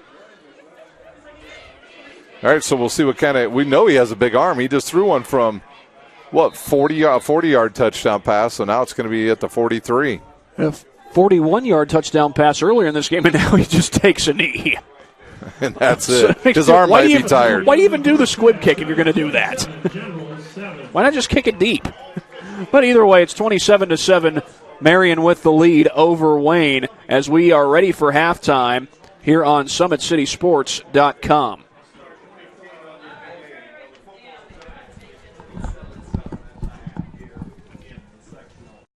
Sports Medicine's integrated sports medicine team is built to serve the needs of all athletes in all sports. Our team's only goal is to improve athletes in every facet. PSM offers performance training to help athletes get better on the field, dedicated athletic rehabilitation and physical therapy to help them get better off of it, certified athletic trainers in our PSM schools providing daily support to our athletes, and a specialized orthopedic walking clinic when injury strikes. Call 260-266-4007 to speak to our care navigators or visit ParkviewSportsMedicine.com to learn more about what we can do to improve athletes at all levels.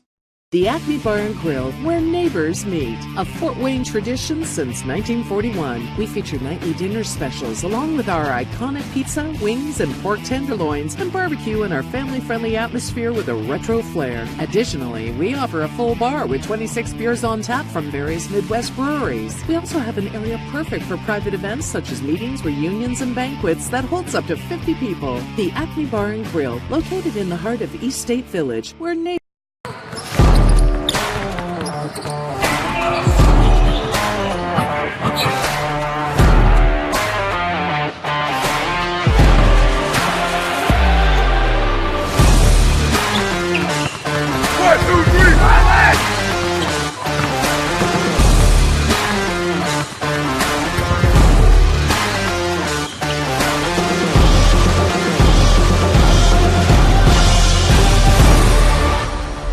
Give your home the curb appeal it deserves, and trust Kurt's Mio to power wash your home. Additional services include concrete sealing, deck and fence cleaning, driveway replacement, and stamped concrete. Just head on over to kurtzmio.com. Request your virtual quote and use the code SummitCity for 15% off all power washing services today. That's kurtzmio.com, supporting the youth of Fort Wayne. Looking for a way to naturally aid in soothing aches, pains, and sore muscles and reduce inflammation from the skin? Want a relief in minutes? Try Alleviate. Contact Hillary Didier for details.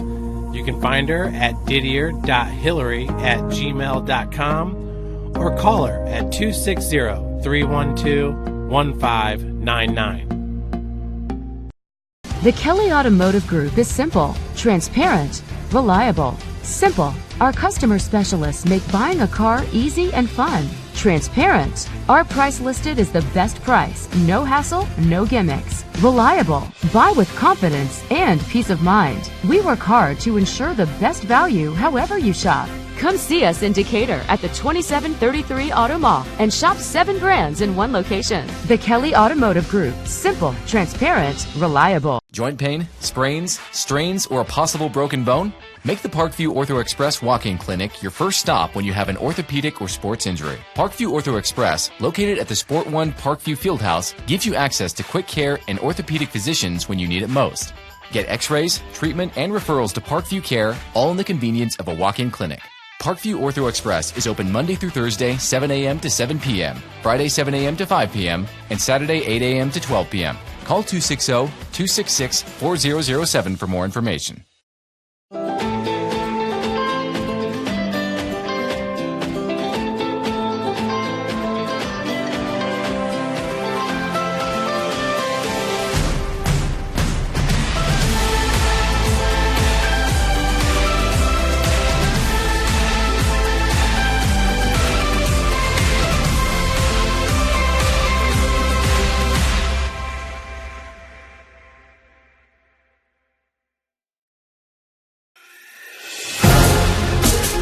Developing athletes to be foundationally strong.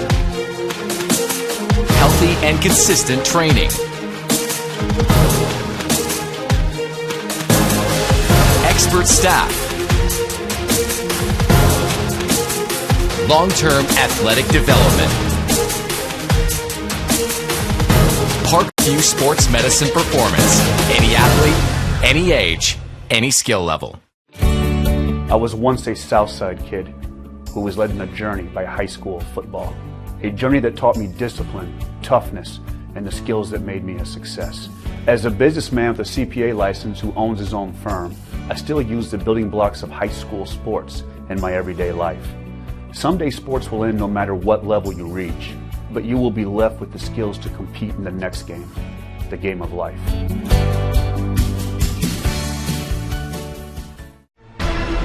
Thank you for supporting Summit City Sports. For the last several years, we've provided the Fort Wayne community and beyond with coverage of a variety of sports, thanks to our title sponsorship from Parkview Sports Medicine. Since we began in 2015, our annual budget has covered the cost of videographers and commentators to over 300 plus games each year. New equipment and maintenance of that equipment, along with increased broadcast rights fees from the IHSAA. This season, we're reaching out to friends, families, and local businesses for additional sponsorships and donations. You can help us grow and get coverage to your favorite team or sport. A Summit City Sports sponsorship or donation will help make that happen. We have the goal of bringing fans live stream games of every SAC game we cover. With the additional funds, we'd invest in mobile internet devices, allowing us to bring our supporters every SAC conference football and boys and girls basketball games live, as well as more coverage for sports like cross country, tennis, golf, swimming, wrestling, track and field, baseball, and softball. For more information on sponsorships or how to donate, visit SummitCitySports.com. Welcome back to Marion High School. It is 27-7. Marion leads Wayne here on SummitCitySports.com. At Parkview Sports Medicine, it's game on. Parkview serves every level of athlete with their integrated sports medicine team, including the region's only specialized athletic rehab facility. Learn more about their services by logging on to parkviewsportsmedicine.com. Thad Goff along with Ryan Dellinger, Dave Peterson operating the camera tonight. Well, Wayne seemed like they might get things started off on the right foot. They got that touchdown on that scoop and score on Marion's first possession, but since then, Marion's just been running right down their throats. Yeah, total yardage so far in this game, Thad, it is all Marion. They lead with 268 yards. Only 79 of those are through the air, and then Wayne only has a total of 43 yards from scrimmage thus far in this game. And it has just been tough sledding thus far for Wayne. Stamp already with 136 yards on the ground for Marion. Burnett with 19.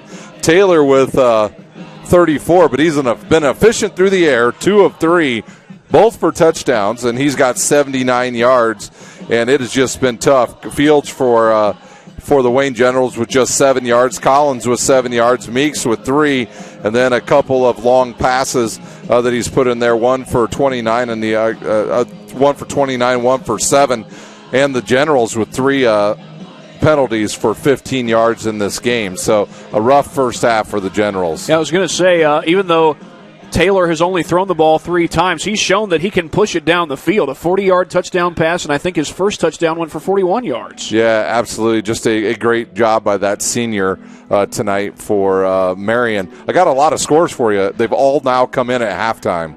You want me to read them off to you? Absolutely. All right, here we go on the Parkview Sports Medicine halftime show here. Here is the scoreboard. At halftime, it's Concordia leading Maconaquah 21-14.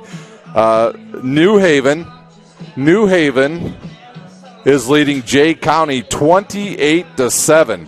So the Bulldogs with a big lead. Northwestern over Heritage 8-0 at halftime. It is Bishop Lure 17-0 over Central Noble. East Noble all over Northridge. We kind of figured that one. They're the number 1 team in 4A right now. They lead 28-7. West Noble over John Glenn. West Noble's outstanding as well, 19-0. Monroe Central leads Southern Wells 28-0. It's Whitco over Prairie Heights in a close one, 16-15. Huntington North leads Southside 7-6. In a little bit of a shocker, I think, it's Angola over Leo 10-7. Woodland and Eastside scoreless at halftime. It's DeKalb over Columbia City 14-6. Norwell clobbering Belmont 35-0. Manchester and Bremen tied at 14. LaVille beating Wabash 16-0. Mishawaka Marion, they'll have a running clock in the second half, as it is 47-0 already over Lakeland. Northwood over Wawasee 28-3, and I'll see if I have any other scores. It looks like Bluffton and Fairfield. It's Bluffton 0, Fairfield 6. So that is, there we go. Adams Central 7-0 over Caston. And the last I looked, I had that score for you too. South Adams was leading Tri-Central 14-0. So some close games and some blowouts here in the first round of the sectional. In other words, just a normal Friday night of football. Absolutely. Well, we've got about 5 minutes before halftime gets done. Of course, the teams will come out for, I believe, a brief 3-minute warm-up. In the meantime, we'll get in one more word from our sponsors at Parkview Sports Medicine, one of the many sponsors that allow us to come out and do these games here on SummitCitySports.com. Parkview Sports Medicine is the area's largest integrated sports medicine team. They specialize in serving every level of athlete, no matter if they're trying to get better at what they do or recovering from an injury. The experts at Parkview Sports Medicine coordinate your care in state-of-the-art facilities in our community. To start your journey, visit parkviewsportsmedicine.com. What we didn't really talk about was the scoring, how it happened in the first half. This is how we got started, and we thought we were going to get off to a bang. This was going to be a shootout. At the 9:40 mark, it was Webb picking up a fumble, scoop, and score from 40 yards out. That gave the Generals a 7-0 lead, and they were feeling good about themselves. And then Marion got the ball back, and they haven't really given it up since then.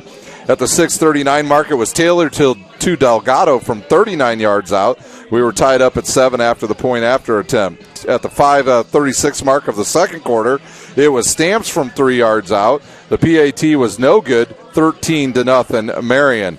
And then it was Burnett scoring from 4 yards out with 1:23 to play in the first half. That made the score 20-0 after the PAT. And then the big one with 4.8 seconds to go in the first half. It was Taylor to Thomas from 40 yards out. And the PAT good, and it's 27-7 at halftime. Yeah, we've only had one special teams mishap. That was the missed extra point. But in the meantime, we have a 27-7 game, Marion leading Wayne at halftime. We will be right back after this here on SummitCitySports.com.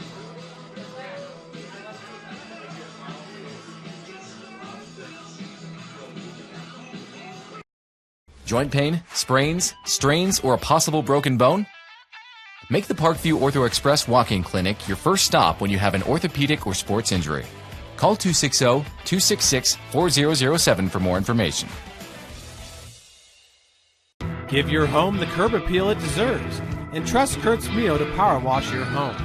Additional services include concrete sealing, deck and fence cleaning, driveway replacement, and stamped concrete. Just head on over to kurtzmio.com. Request your virtual quote and use the code SummitCity for 15% off all power washing services today. That's kurtzmio.com, supporting the youth of Fort Wayne.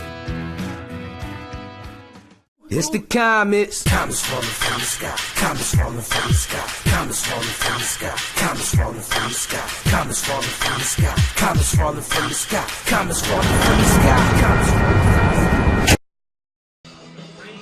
Welcome back, everybody. It is 27-7 at Parkview Sports Medicine. It's game on. Parkview is the region's largest integrated sports medicine team. They provide athletes with specialized services from improving their performance to recovering from injuries. To learn more, go to parkviewsportsmedicine.com. That's parkviewsportsmedicine.com.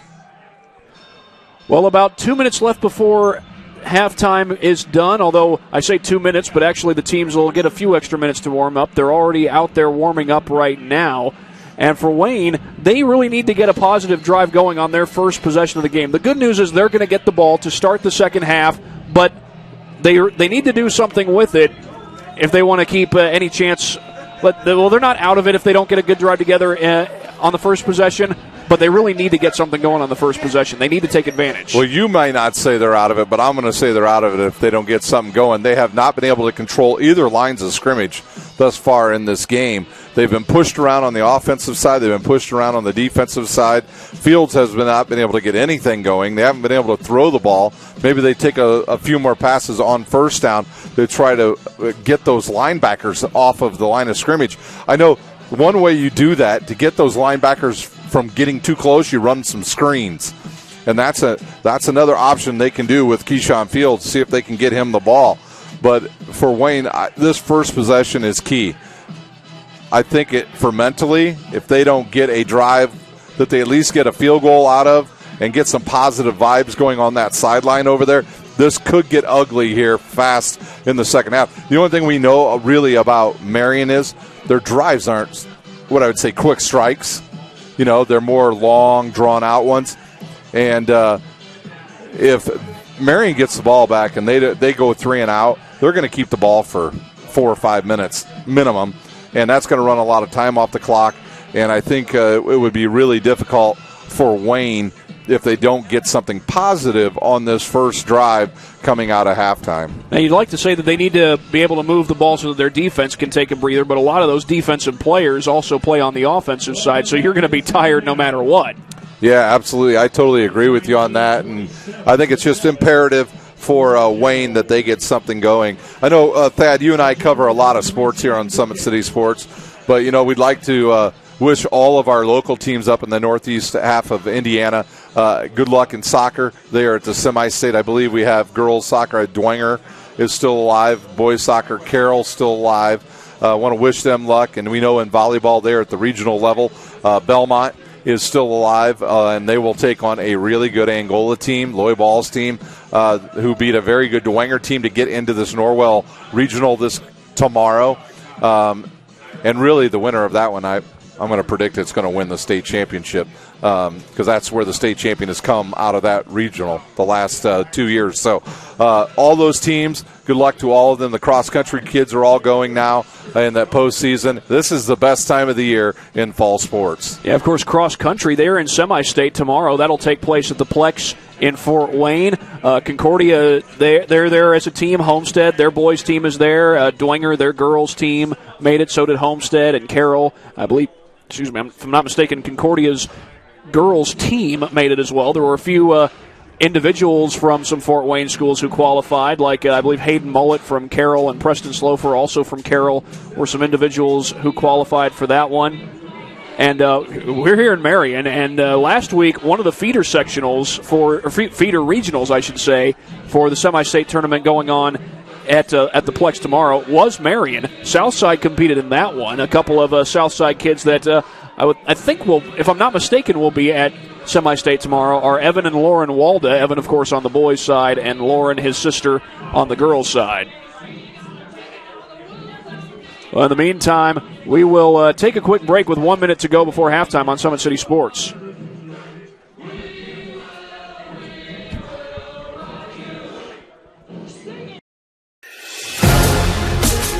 Developing athletes to be foundationally strong.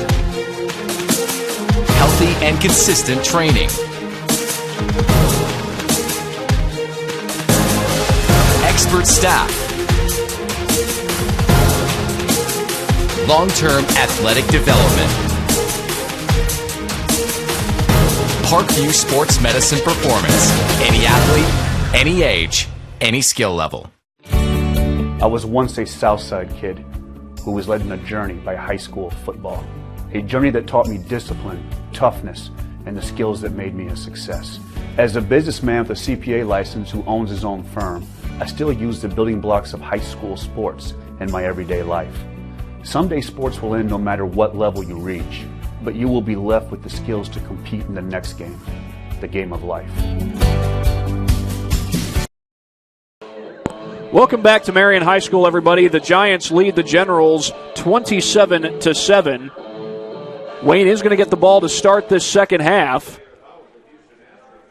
And if they don't get something good going on this drive, still a lot of football left to be played, but best way to build momentum for them would be to get a positive drive going. Eat up some time off the clock, get the ball into Marion territory. Show that you still got something left in you. I think one thing you got to be aware of here, if you're Wayne, is the onside kick again. It's a squib kick. It bounces to the 20. It is fielded on a hop, and a good return by Ronald Elliott all the way out to the 45-yard line. So we'll see what the Wayne Generals talked about in halftime. We'll see if Derek Moore really got his team fired up in there to play some better offense. They've had no push against that defense of Marion. Derek Moore, a fifth-year head coach at Wayne. Now, there's a couple of coaches that in the SAC that started off with winless records in their first seasons. Of course, that happened in Derek Moore's first season. It also happened at Northside when Mike Brevard took over that program. Now, 2 years later, Northside is 4-5, and I believe they get Dwenger next week. Elliott goes in motion. Handoff will go to Collins. Bounce it to the outside. Cuts it upfield. There's a good run and a first down out to the 41-yard line in Marion territory. I believe that was a pickup of about 14 yards. Yeah, got it down to about the 41-yard line, and that may be the best run play of the day for the Generals. It looked like he was going to try to bring that one up the middle and then realized he couldn't get there, but was able to get the edge. And can the Generals keep the momentum going on this drive? Good start to it with that first down run. They motion Elliott again. And Meek looks to throw, steps up, and that one was caught. It looked like it was going to be picked off. Was that Moore who made the catch? No, that's Cameron Tolles. Number 1-2, not number 2. We look at our latest Traction AP replay. It was a pickup of about 11. And they motioned Elliott to the far to the near side. And somehow, I don't know how Meek fit the ball into that pocket. Defender was closing in quick. Elliott goes in motion. Handoff straight ahead to Collins. And he's down to about the 27, it looks like. It looks like about a 4-yard gain. So another good solid run on first down. Antonio Brown in on the tackle. Not to be confused with the Antonio Brown of the Patriots. So where was he going to play? That was the big question during the offseason. Bobbled snap, and Meek able to fall on it. So he preserves the possession, but the bad news is it's now 3rd and long. Mark it back at the 31-yard line. It's 4-down territory for sure. Yeah, Wayne is in field goal range, but I don't know if they're even thinking about bringing out the field goal unit down 3 scores. Got 3 wide receivers on the near side of the field. Meek looks to throw, gets it out quick, and that's intercepted. Going to be taken back for 6. No doubt about that. And he slows down and just barely crosses the goal line. I think that was Thomas on the pick 6 for Marion. 75 yards. And we'll see it again here on this Traction AP replay. Well, Meek had no question as to where he was throwing the football, but neither did J.K. Thomas. And just slows it down. Call that into question if you want to, but nobody around. He easily got that one.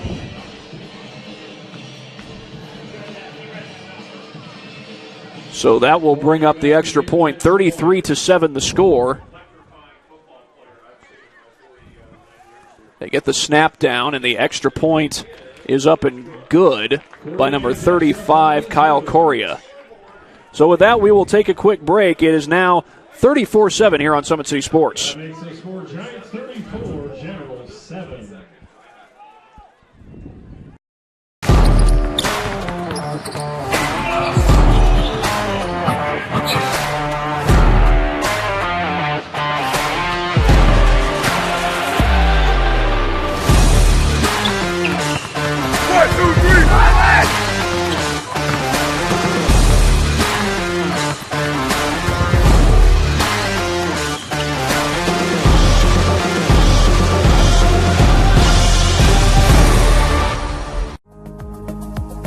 Looking for a way to naturally aid in soothing aches, pains, and sore muscles and reduce inflammation from the skin? Want a relief in minutes? Try Alleviate. Contact Hillary Didier for details. Back here at Marion, the kick is away. It's going to be fielded at the 10, bobbled though, and then picked right back up. I think that's Thomas on the return, and he gets out of bounds.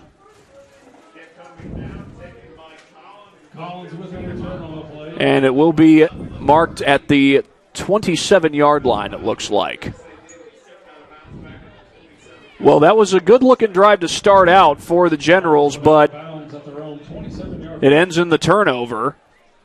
Now, that's how Marion's first drive happened. They moved the ball very well, and then they had the fumble that was returned by Cameron Webb for the touchdown. And now what Wayne's got to be worried about is getting a running clock started on them. They need to get something going. Now you need a 35-point deficit to have the running clock. A high snap there. They do get the toss away to Collins. And he gets up to the 33-yard line. Again, Collins, seems like he's gotten a little bit more work than Keyshawn Fields today. And perhaps the reason for that, is Collins, he's going to probably be the starting running back in years to come. I think we have a new quarterback, number 3. That'd be Anthony Mixon. And, yeah, he looks like he is in at quarterback.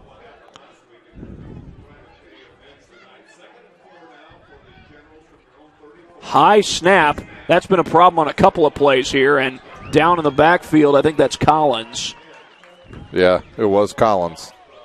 No gain on the play. Loss of looked like 4. Antonio Brown with the tackle. Actually, that was Fields. So now 3rd and long. Now you need to have a 35-point deficit to have a running clock, so if Marion were to score on their next possession, they'd have to go for 2 to get the running clock, if I'm not mistaken. Handoff will go to Fields off the left side, and he's got the first down and more. Fields down the sideline. A couple of men to beat, and he's pushed out of bounds near the 25-yard line, and that's Keyshawn Fields' best run of the night as we look at it again in our Traction AP replay.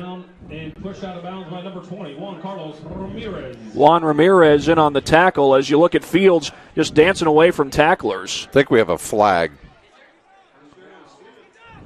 Well, the officials are talking about it. It's right. Oh, it's that's against a big one, Wayne. too. Oh, my goodness. So a pickup of almost 20 yards. Well, he would have been at the 25-yard line in Marion territory. That would have been a 47, 46-yard gain, I think. But now they're bringing it back. That flag was right on that hash mark. You could barely see it. So it'll be a pickup of about a net gain of maybe. And it's still going to be 3rd down. It was during the run, but they bring it back short of the first down. So just a it's going to be 3rd down. Just a pickup of 5 yards. He ran 46 yards to gain 5. The call was a personal foul. Not really sure what the foul was, though.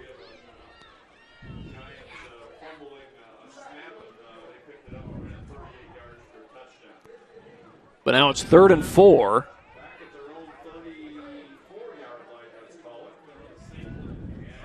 Toss to the outside. That's Collins. Can he get there? Yes, he did. Collins gets the first down. And check that. I think that's Thomas, number 6. Yeah, number 5. No, it was Collins. That was a pickup of about 21 yards. He gets it to the 49-yard line, just short of midfield. So now again, maybe Wayne has something going.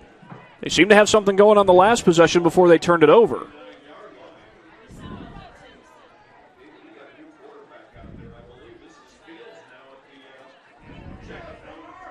Mixon takes the snap and hands it off. That's Collins again. First down and more. Still on his feet and stays in bounds. Nice juke by Collins, and he goes out of bounds at the 28-yard line. Another 20-yard run. He's got 67, 40 in 2 plays. But again, Sean Collins could very well be the running back of the future for the Generals. He's a sophomore. Chris Thomas, he's a junior. So you could see a lot of those two getting carries in years to come. But right now the concern isn't so much about years to come. It's about the here and now. If Wayne can put together 27 points or more, they would move on to play again next week. But Marion has run the ball right down their throats tonight. Now Wayne trying to return the favor, and the toss to the outside with Collins, and he's ridden down out of bounds. I think he got about 3 yards, though, before he went out.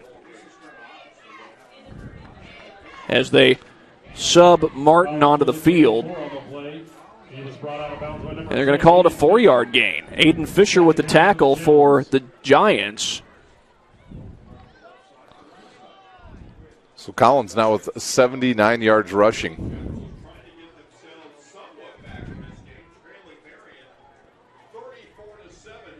It'll be 2nd down and 6.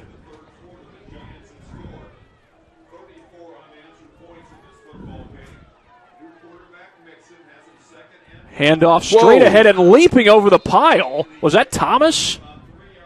Well, I'm not really sure what that was all about, but maybe about 3. You can see it right here on the Traction AP replay.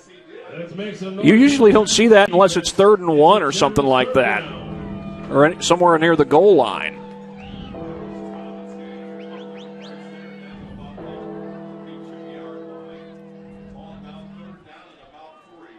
But this is going to be 3rd and 3. Wonder if we'll see that play again. They did it on 3rd and 6, I think. Instead, it's a first down, I think, for Collins. Yep, he got it. inside the 20. So for the first time in this game, Wayne has it in the red zone. And now Wayne doing to Marion what Marion did to Wayne in the first half. They've been controlling the ball. Yeah, we haven't seen Marion possess the football here in the second half. It's been just the Generals so far. Wayne started out the game leading 7-0 after Cameron Webb's fumble return for a touchdown. But after that, the Giants took the momentum away. That's a They lateral. throw the lateral back to Tolles, and he cuts it upfield inside the 10. Flag thrown on the play, and Tolles has the first down if it stands. So on Wayne. Illegal block in the back is the call. Holding against the Generals. So that's going to wipe out the first down pickup. That's the second penalty on this possession.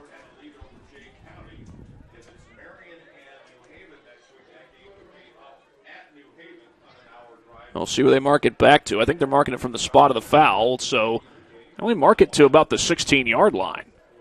I think Wayne actually gained a yard out of that. It's going to be second down. So they gain a yard, but they lose the down. The toss to the far side. Collins breaks it to the outside, cuts it upfield, inside the 5. Did he get there? He hit the pylon. There's the signal. It's a touchdown. Touchdown for the Generals. Sean Collins. Well, Wayne was struggling to move the ball offensively, and now they seem to have found something here in the second half. And he's got 89 yards unofficially.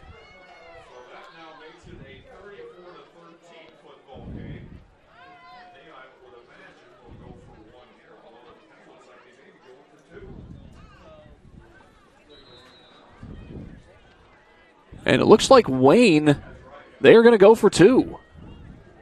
Interesting decision there as Mixon lines up under center.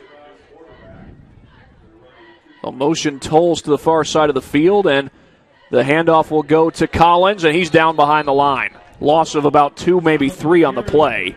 Going for the 2-point attempt. So it remains a 21-point game. Back after this on SummitCitySports.com. Giants 34, Generals 13.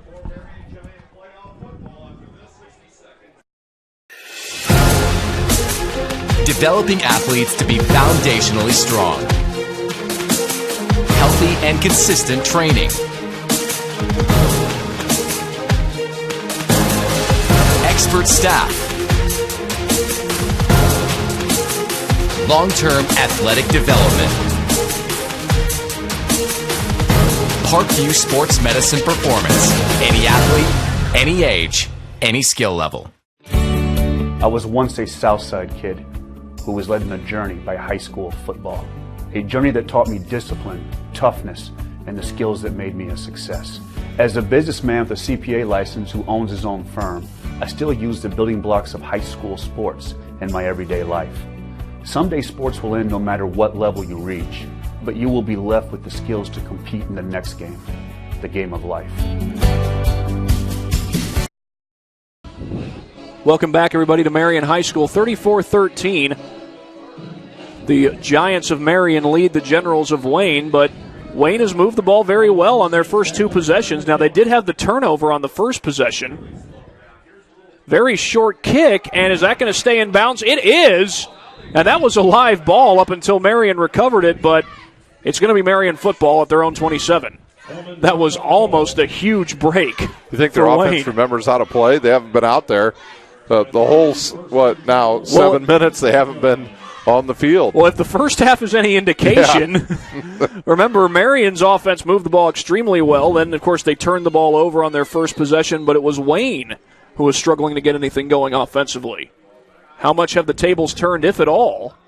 They seem to have turned at least the first portion of this second half. Stamps in the backfield once again, already with 136 yards on the ground tonight.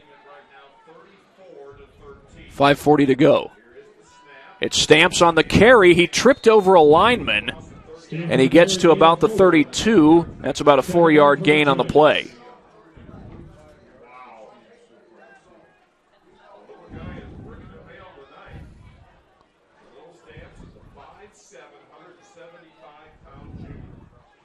And it was short chunks of yardage that Marion was picking up in the first half and moving the ball effectively while doing so. They go back to it's Taylor, and he's dropped in the backfield. A couple of different defenders there. Was Blackman in on that? I believe he was. With a loss of yards on the play, it's third down. I think that might be Blackman's first sack of the game, if I'm not mistaken. But either way, it's now 3rd and 11.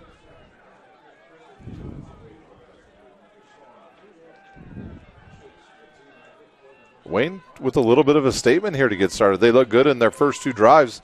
The interception slowed down that first one. Now their defense stepping up. Option Taylor, nice juke. Has some room on the left side. Can he get there? I think he did. Yep, he definitely did. He needed the 38, got to the 39, make it the 40. That's definitely enough for a first down. You know, the first on defense, you have to take the quarterback first. You have to take the quarterback first. Wayne continues not to take the quarterback, and he makes them pay. You got to make him try to make that pitch, and the Marion Giants making him pay every time that they don't go after the quarterback first. Taylor will line up in the pistol after Marion converts on the 3rd and long, and the give will go to Stamps, runs it straight up the middle, first down and more. Stamps into the secondary, across the 20 and down to the 19, I believe. But it's 1st and 10 inside the red zone, make it the 18-yard line. Another great run by Stamps. And I think that's the 4th time. 41 yards. 4th time the Giants have had the ball in the red zone. And now Khalid Stamps gets a little breather as Burnett comes in to take his place. Stamps of unofficially 181 yards. What a beast. And they'll go with the jet sweep this time to Thomas. Cuts it upfield and could not stay in bounds. He's out of bounds at the 17. J.K. Thomas with a carry, gain of 2. 2nd and 8 for the Giants. And it will be 2nd down and long here with 4:15 to go in the 3rd quarter, as the Giants look for an answer after the touchdown on Wayne's last possession.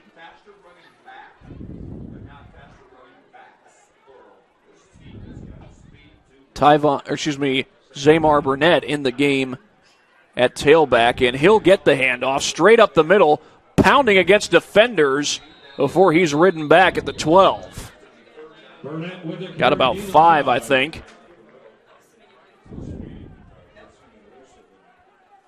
3rd and 3 for the Giants. That's going to make it 3rd and 3.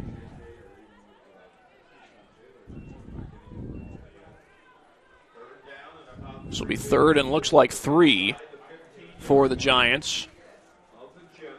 And they hand it off again to Burnett. Cuts it outside, inside the 5. Touchdown! Zamar Burnett with, I believe, his 2nd TD of the game. It is. And that one from 12 yards out. And the Giants do answer the score on Wayne's last possession as you get a look at it on our Traction AP replay. We'll have the field goal attempt here in just a second by Correa. Kyle Correa doing the kick, and it's a good cut to the outside that time by Burnett to get himself free and into the end zone. Extra point, meanwhile, is good. Correa's extra point is good. And make it 41-13 in favor of the Giants. Back after this on Summit City Sports.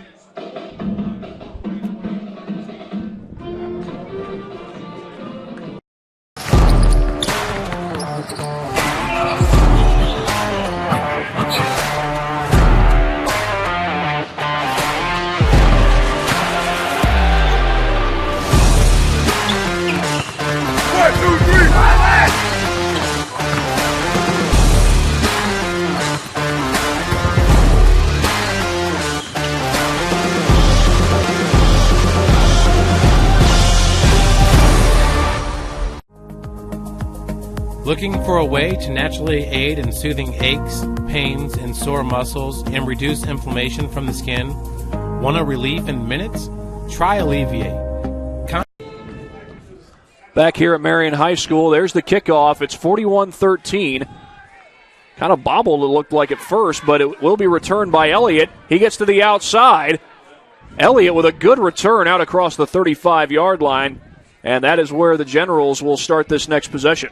Elliott the third with the return. He was brought down by number 20, Juan Carlos Ramirez. That was Juan Ramirez who got him down, and Generals again start out with good field position. They put together a good drive the last time they had the football, but Marion had the answer and punched it in for 6.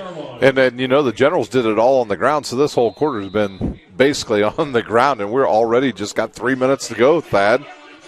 It's a 28-point lead right now for Marion. And the way they moved the ball, you thought that maybe they would have be putting together a couple of drives, maybe make it a 2-possession game. They got it to 3 possessions, but that was before Marion answered. The toss on the reverse, and I think that's Thomas. And he gets up to about the 39.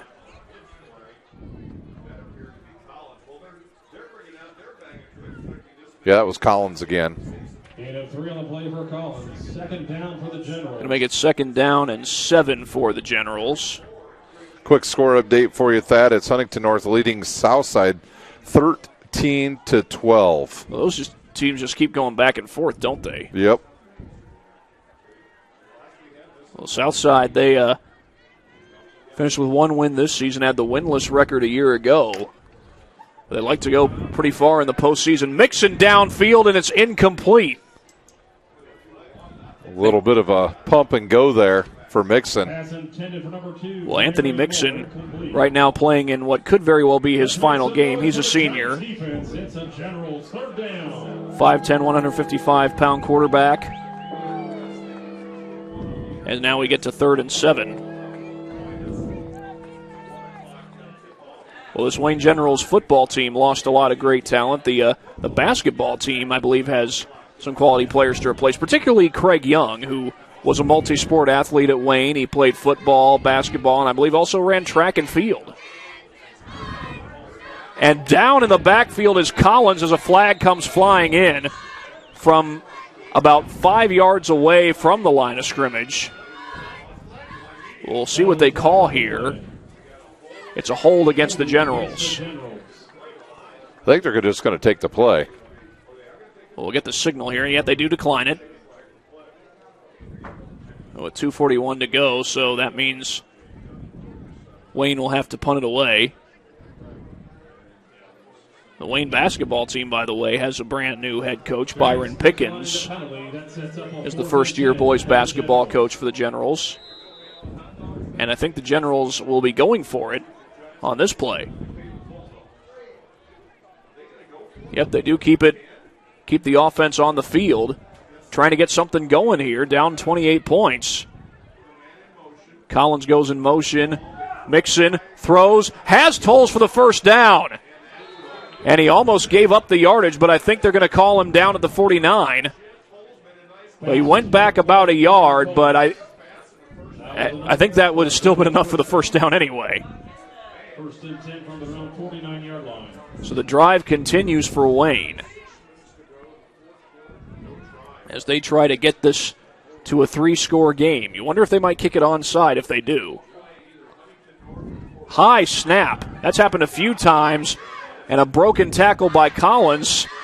It's amazing he got 2 yards out of that play. There was, you had the bobbled snap and lineman getting blocked into him.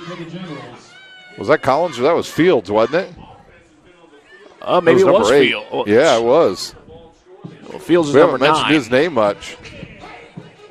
Well, Collins has gotten so many carries tonight. And again, he may just be the running back of the future for the Generals.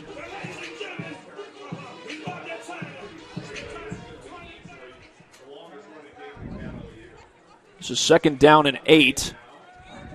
And the handoff, at that time it's Collins, and he's stopped in the backfield for a loss. A big loss on the play, and I think that's number 55. That's Beck Vermillion. Collins with a carry brought down by number 58. Stop back. Check that. They get LaQuan Roar for that tackle, a freshman defensive tackle as well as an offensive tackle. That's going to make it third down for the Generals. We are under a minute to play already in this quarter. Amazing.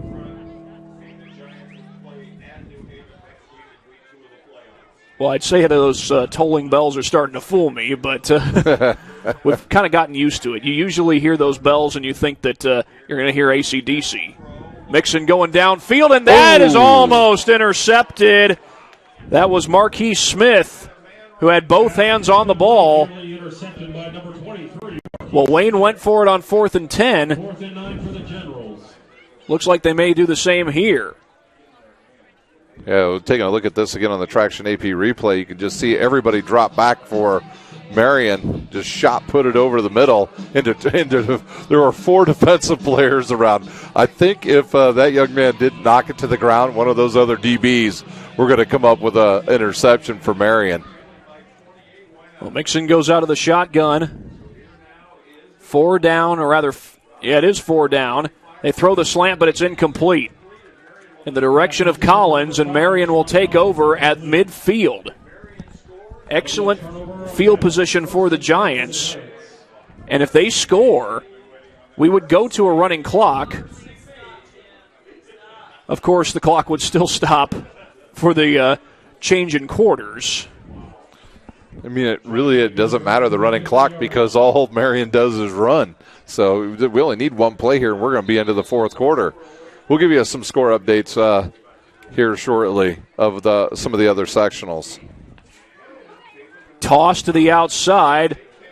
That is, I believe, Thomas. It's Thomas on the carry, and he gets the first down. He's been used as a running back and as a wide receiver. He caught a touchdown pass earlier in this game. Rick Flair would be happy here at Marion, wouldn't he? Yep. Straight ahead they go. That's Khalid Stamps, and Stamps has the first down, and that'll stop the clock momentarily while they move the chains.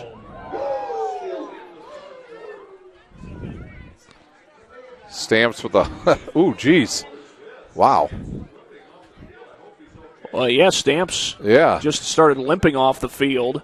He's got 192 yards. They could let him rest if they want to. Yeah, hopefully this isn't serious.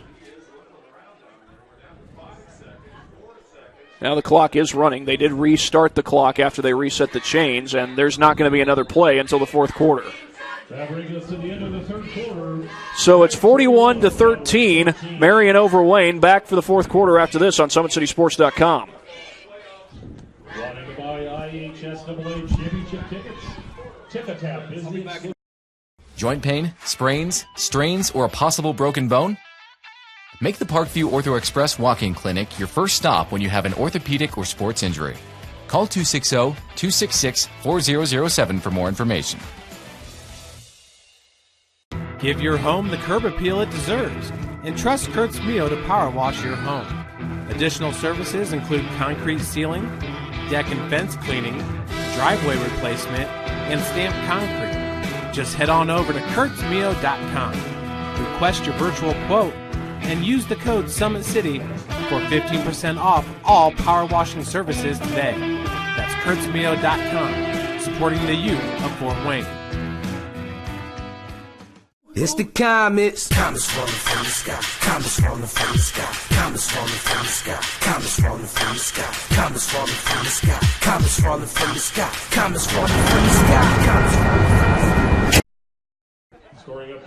Back for the start of the 4th quarter. It is 41-13, and if Marion were to score here, it would be a running clock. If they were to get the touchdown and the extra point, I believe it has to be a 35-point deficit.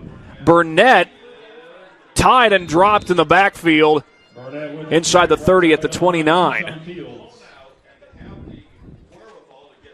A loss of about 1 on that. Winner of this game takes on the winner of New Haven versus Jay County. 40-7. And we just heard New Haven is leading Jay County 40-7. So it'll be in New Haven next week for Marion if they hold on and win. 2nd down and 11. And they hand it off straight ahead to Burnett, and he's brought down at the 27-yard line, gain of about 2. Taylor with the keeper, gain of 3. Check that, it was Taylor keeping it. Third down for the Giants. It's going to be third down and long. Of course, we had some other games that the Fort Wayne teams were in that were fairly close. Yeah, last check, Southside trailed Huntington North 16-12. Our next time out, we'll go over some scores, Thad. How about that? Sounds good. Taylor takes the snap, rolls right. Throwing on the run toward the end zone. Has a man there. It's caught. It's a touchdown. And that's Thomas. Nope, that's number 19, Josh Balfour. Now we'll get another look at it on this replay brought to you by Traction Athletic Performance. Josh Balfour with the reception. That, I believe, is the third touchdown pass of the game for Keyshawn Taylor, and Balfour got behind the defense. That's another one of those situations. They had a defender back in coverage. That time it was Tyzel Thomas, but could not close in on the ball.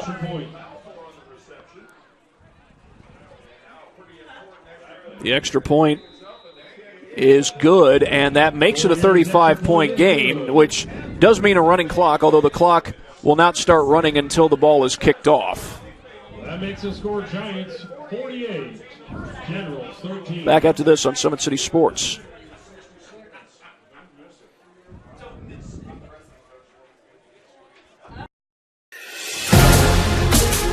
Developing athletes to be foundationally strong. Healthy and consistent training. Expert staff. Long-term athletic development. Parkview Sports Medicine Performance. Any athlete, any age, any skill level. I was once a Southside kid who was led on a journey by high school football. A journey that taught me discipline, toughness, and the skills that made me a success. As a businessman with a... We are back for the fourth quarter, and now the clock will run as it is a 35-point lead in favor of Marion. 48-13 is your score. Recovered by number 11, Pearson, for the Generals. As Pearson, I think, had to fall on that football on the kickoff, and Wayne will get the ball at the 31. But again, we are in a running clock situation as the Generals look like their season is over. I think we got some scores. Yep, we've got Southwood leading Busco 14-12. It is DeKalb winning 22-14. The Starfires of South Adams 43-7. It was Southside trailing Huntington North by 4. It was East Noble clobbering Northridge 42-14. We'll get other scores to for Collins. you. To Collins on first another big down run. and more out to the 30 or the 45-yard line. Collins with a carry on the play, gain of 14. And Collins, again, getting a lot of work tonight, as we can expect to see a lot more of him in years to come. Now, we'll have to wait and see what other backs come in as freshmen or from JV and freshman teams. But Collins, he's got 2 more years of varsity football left. Yeah, he's looked good. At the end of 3, it's Leo still, now they are ahead of Angola 14-10. Straight ahead they go, and I think that's Thomas. He gets pushed back right at the line. No gain on the play. A chance for the Marion to get a chance to look at some other players here late in the game. They don't want to get any injuries here late. I do see Ramirez has stayed in their middle linebacker, so probably going to see a lot of different players come in now for Marion here late. Another visor gets tossed off the field. That's probably the first time I've seen a visor tossed off the field. Straight ahead goes Collins, and he's collared and tackled after a 2-yard gain. I mean, I grew up when Steve Spurrier was coaching at Florida. They didn't even have to throw his visor off the field. I always remember he threw it when he was on the sideline. He threw everything. Threw his visor, threw his clipboard. Every now and then had some funny quip. 3rd and 8, meanwhile, for Mixon. He looks to throw to the sideline. High throw it was, and it's incomplete. The defender there was Curtis Reeves. It was intended for Nate Moore, the Bishop Luers transfer. Bishop Luers, of course, in action tonight against Central Noble. And Central Noble, they were 2-7 coming into play today, but they've got a head coach who's very experienced. And it looks like Wayne's going to go for it. Third time they've done so on fourth down. They went for it on 4th and 10 and converted. Went for it on 4th and 9 and did not convert. And a handoff will go to Collins. Gets a good gain. Yeah. Good enough for the first down. Flag down. It may be coming back. The Generals certainly don't think so. Might be a face mask. All the Wayne players were pointing at Marion. Yeah, they seem to know what it is, or think they did. Oh, now it looks like they're going to take the ball the other way. Saw all the Wayne players get up and point at. Well, now we'll get the announcement. It's a personal foul on Wayne. Well, again, I'd like to know what the personal foul was, because personal foul on the offense typically doesn't happen until the play is over. They pointed the wrong way. Oh, now they're changing direction. Yeah, the Wayne players got up right away. What? He pointed both ways. He keeps pointing the wrong way. He pointed at Wayne and then signaled first down Wayne. Oh, first down. And now they're moving the ball back the other way. What on earth is going on here? Generals had a first down, but there was a penalty after the play. The penalty was after the play was over. All right, so now Wayne with 7 penalties on the night for 72 yards. So the first down will stand. That was a lot to sort through. Yeah. Penalty against the Generals was unsportsmanlike. That's better than having an they said unsportsmanlike conduct. The signal was for a personal foul.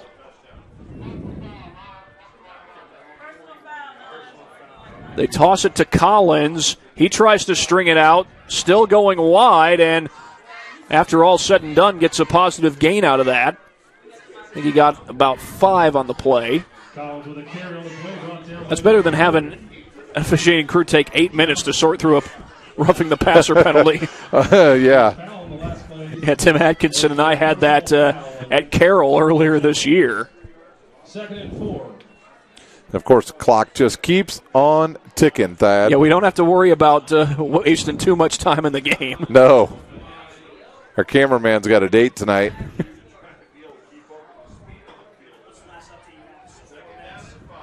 The toss to Collins. Well blocked, and I think he got the first down. It's going to be close. Looks like they are going to give him the first down. Just across the 49-yard line. That's where he needed to get to for the first down.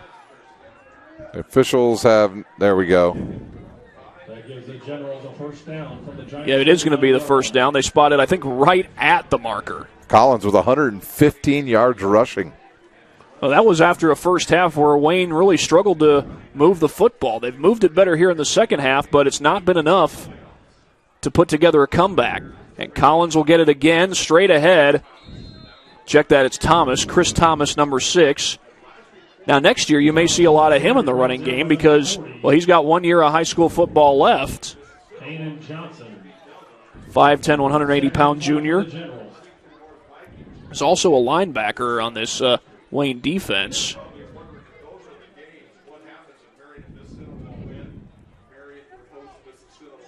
So, again, it looks like it's going to be Marion versus New Haven next week. And, of course, we'll have a whole host of teams that were off this week playing next week. That was nearly intercepted. Dangerous throw by Mixon. Dwenger and Northside will be in action next week. Northrop getting the night off. Carroll and Snyder, their regular season game was quite the game to remember. I do think, though, that Carroll's offense has started to sputter down the stretch here. Becker started off hot, their quarterback, and Snyder's offense has stayed pretty consistent during the season, but that should be a heck of a game. Those two defenses are pretty good. Of course, Kurt Tippmann and Doug Dinan, the respective head coaches of that particular game, they were both on the staff together at Snyder under head coach Russ Isaacs. Dinan now in his 10th year as the head coach at Carroll. There's a first down run by Collins, spins away from a tackle, and goes down at the 30. Or was that number 9? Fields? He's back in the game. Well, his high school football season, unfortunately, is going to be over after tonight. Yeah, he just got 17 yards on the evening. His high school football career is going to be over, but it's been a great career. Helped to lead the Generals to a 9-win regular season last year, and that was a star-studded Generals team. You think about guys like Darius Alexander, Xavier Ellington. They go with the jet sweep here to Tolles, picking his way, and gets about 4 out of that carry up to the 26-yard line.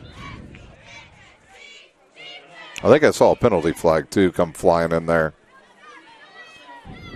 Penalty flag on the play. That's a personal foul. Did he just call targeting? That was a run play, but the referee just made the signal for targeting, and that is an automatic first down. Targeting is defined as forcible contact to the head or neck area, but it's usually called when you have a defenseless player. I'm not sure that was in play on that last play.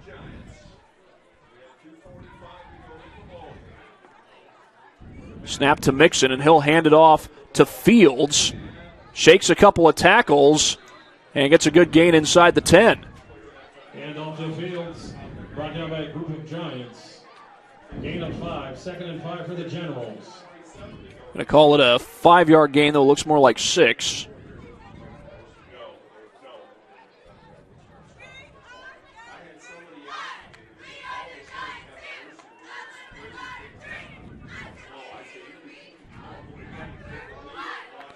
Mixon going from the shotgun here on 2nd down. High snap. That's been a problem a couple times tonight. And Fields unable to break free. He got to about the 6. Brendan Martin there with the tackle. Let's make some noise, Giants fans. It's going to be 3rd down.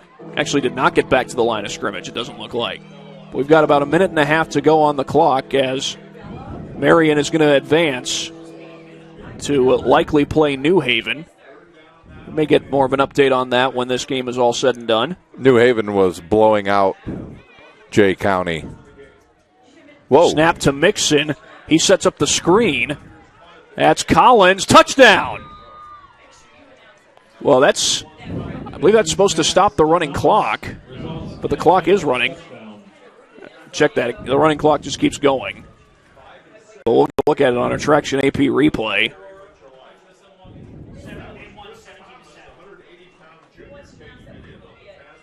Got good pressure there, but Mixon was able to get the pass over the head of the defender. Final score, Mississinewa 17-7. Mississinewa defeats. We just heard that Mississinewa defeated Delta. We may have the end of the game just about right here, Thad. Well, Wayne's going to go for 2. Mixon throws, and it's bobbled and incomplete. And now they stop the clock with 33.9. I think at 48-19 in favor of the Generals. I'm not sure it's going to, running clock or not, is going to matter at this point with Marion about to get the ball back. They'll probably just get the ball and take a knee. Proud to be the official sporting goods partner of the IHSAA. Learn more at But Wayne's season is going to come to an end at 0-10. Indianapolis Colts take pride in serving the youth of Indiana by furthering the advancement of health, fitness, and the game of football through year-round initiatives. Over 25,000 youth as they look to rebuild for years to come. And they got some skill players that are probably going to be around for years to come, particularly Aiden Meek at quarterback, Sean Collins at running back. They've also got a good bit of seniors from this year's team that will be missed, like Cameron Webb, Ronald Elliott. Those two will be graduating in the spring.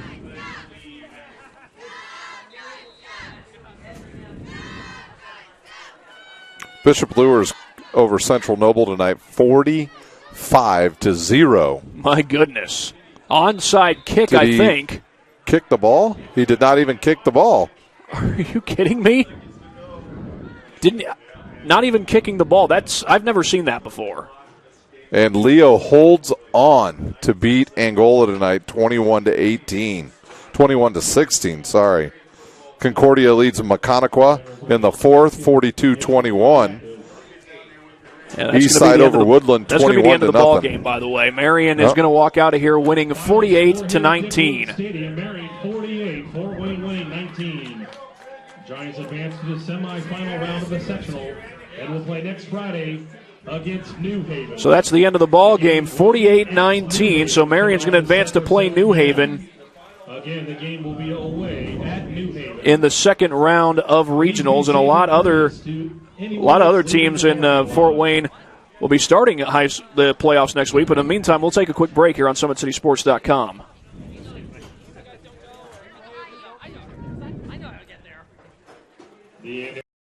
Joint pain, sprains, strains, or a possible broken bone? Make the Parkview Ortho Express walk-in clinic your first stop when you have an orthopedic or sports injury. Call 260-266-4007 for more information. Give your home the curb appeal it deserves and trust Kurt's Mio to power wash your home. Additional services include concrete sealing, deck and fence cleaning, driveway replacement, and stamped concrete. Just head on over to kurtzmio.com. Request your virtual quote and use the code SummitCity for 15% off all power washing services today. That's kurtzmio.com, supporting the youth of Fort Wayne. It's the comets. Comets falling from the sky. Comets falling from the sky. Comets falling from the sky. Comets falling from the sky. Comets falling from the sky. Comets falling from the sky. Comets falling from the sky. Comets falling from the sky. Welcome back. We are at Marion High School. 48-19 is the final. Marion defeats Wayne, and they move on to the second round of sectional playoffs to play at New Haven. Well, early on in this game, it started with Marion running the ball extremely well, and they carried that momentum all the way through the game. Yeah, absolutely. Look at here. Unofficially, I had Mr. Stamp with 192 yards overall, Burnett with 36 yards on the ground, and Taylor with 43. So that's 79, almost 300 yards of rushing tonight for Marion, and they're going to take on New Haven, and New Haven's going to watch this film and understand they're going to have to put some people in the box and try to slow down Stamp, and then they're going to have to just slow down Taylor. Just don't let him complete any passes. He was 3 for 4 with 3 touchdown passes tonight. So he had one from 39 yards and another one from 40 and then another one from 25 to Balfour, and he's very efficient. Is the Taylor, the QB for Marion. I was very impressed with what they did tonight against a Wayne team that obviously just wasn't ready to go today on a long trip down here to Marion. But congratulations to the Marion Giants. They'll move on next week. They'll take on New Haven, and it'll be the purple versus the purple. Purple and gold versus purple That's and gold. Right. How about that? Yep. Well, a few more quick words from our sponsors before we go away here on SummitCitySports.com. Today's broadcast is brought to you by SummitCitySports.com. Follow us on Twitter at 260sports, like our Facebook page, Summit City Sports, and be sure to subscribe to our YouTube channel. Kelly Automotive Group is Indiana's #1 automotive group with over 1,000 new vehicles and 500 pre-owned vehicles to choose from. Please visit drivekelly.com. Simple, transparent, and reliable. Acme Bar and Grill is currently located at 1105 East State Boulevard in Fort Wayne. Order your favorite pizza, pasta, salad, and more, all with the click of a button. Acme Bar and Grill accepts orders online for pickup. Give your home the curb appeal it deserves and trust Kurt's Mio to power wash your home. Additional services include concrete sealing, deck and fence cleaning, driveway replacement, and stamped concrete. Tom Steel Tire has been servicing the Fort Wayne area for over 40 years. They'll help you find the perfect tire for your vehicle and other auto repair services like brakes, wheel alignments, engine diagnostics, and more. Big Eyed Fish has been around the Northeast Indiana area for generations. Like their Facebook page for updated promotions. Enjoy the best fish in Fort Wayne in a family-friendly environment at Big Eyed Fish. El Azteca Mexican Restaurant has been serving food consistently since 1973. Their recipes use only the best fresh ingredients. They are family-owned, and they pride themselves on great quality. For more information, go to elaztecarestaurant.com. Anderson Heating and Air Conditioning is dedicated to providing the best possible solution for your home or business. You can count on them to provide you with a system and solution that fits your unique needs. Parkview Sports Medicine continues to lead the way in Northeast Indiana. Their specialized sports medicine team offers direct access to physical therapy and sports physicians in the new Parkview Ortho Express Clinic, located at the Sport One Parkview Fieldhouse. No referral is needed, saving you time and money. Visit parkviewsportsmedicine.com to learn more.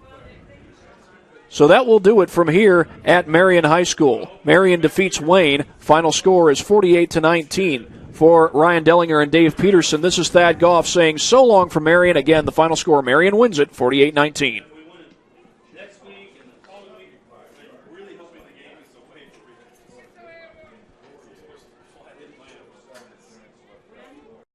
Sports Medicine's integrated sports medicine team is built to serve the needs of all athletes in all sports. Our team's only goal is to improve athletes in every facet. PSM offers performance training to help athletes get better on the field, dedicated athletic rehabilitation and physical therapy to help them get better off of it, certified athletic trainers in our PSM schools providing daily support to our athletes, and a specialized orthopedic walking clinic when injury strikes. Call 260-266-4007 to speak to our care navigators or visit parkviewsportsmedicine.com to learn more about what we can do to improve athletes at all levels.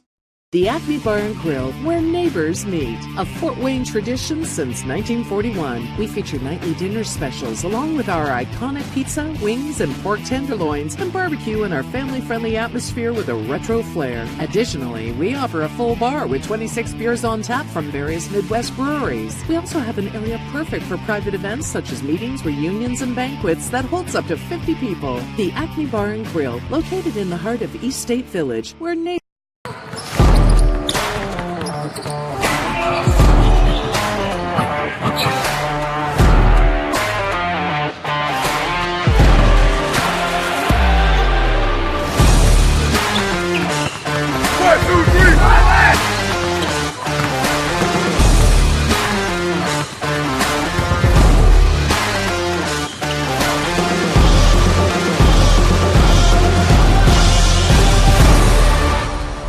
Give your home the curb appeal it deserves, and trust Kurt's Mio to power wash your home.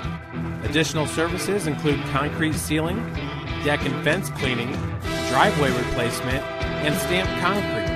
Just head on over to kurtzmio.com, request your virtual quote, and use the code SummitCity for 15% off all power washing services today. That's kurtzmio.com, supporting the youth of Fort Wayne. Looking for a way to naturally aid in soothing aches, pains, and sore muscles and reduce inflammation from the skin? Want a relief in minutes? Try Alleviate. Contact Hillary Didier for details. You can find her at didier.hillary@gmail.com or call her at 260-312-1599.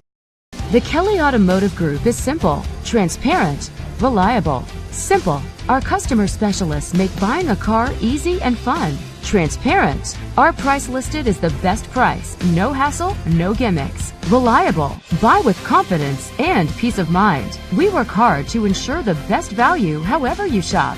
Come see us in Decatur at the 2733 Auto Mall and shop 7 brands in one location. The Kelly Automotive Group. Simple, transparent, reliable. Joint pain, sprains, strains, or a possible broken bone?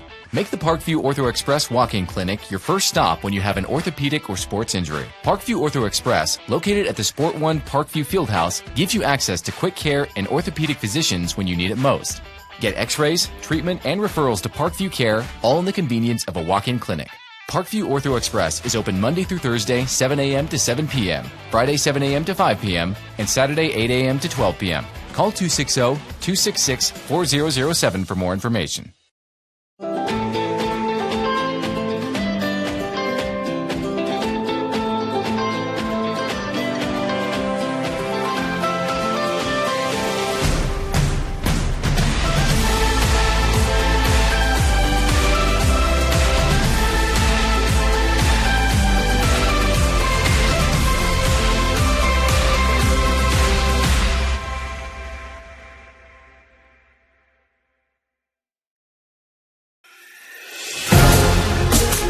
developing athletes to be foundationally strong. Healthy and consistent training. Expert staff. Long-term athletic development. Parkview Sports Medicine Performance. Any athlete, any age, any skill level. I was once a Southside kid who was led on a journey by high school football. A journey that taught me discipline, toughness, and the skills that made me a success. As a businessman with a CPA license who owns his own firm, I still use the building blocks of high school sports in my everyday life. Someday sports will end no matter what level you reach, but you will be left with the skills to compete in the next game, the game of life.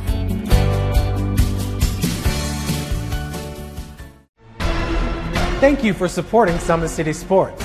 For the last several years, we've provided the Fort Wayne community and beyond with coverage of a variety of sports, thanks to our title sponsorship from Parkview Sports Medicine. Since we began in 2015, our annual budget has covered the cost of videographers and commentators to over 300 plus games each year. New equipment and maintenance of that equipment, along with increased broadcast rights fees from the IHSAA. This season, we're reaching out to friends, families, and local businesses for additional sponsorships and donations. You can help us grow and get coverage to your favorite team or sport. A Summit City Sports sponsorship or donation will help make that happen. We have the goal of bringing fans live stream games of every SAC game we cover. With the additional funds, we'd invest in mobile internet devices, allowing us to bring our supporters every SAC conference football and boys and girls basketball games live, as well as more coverage for sports like cross country, tennis, golf, swimming, wrestling, track and field, baseball, and softball. For more information on sponsorships or how to donate, visit SummitCitySports.com.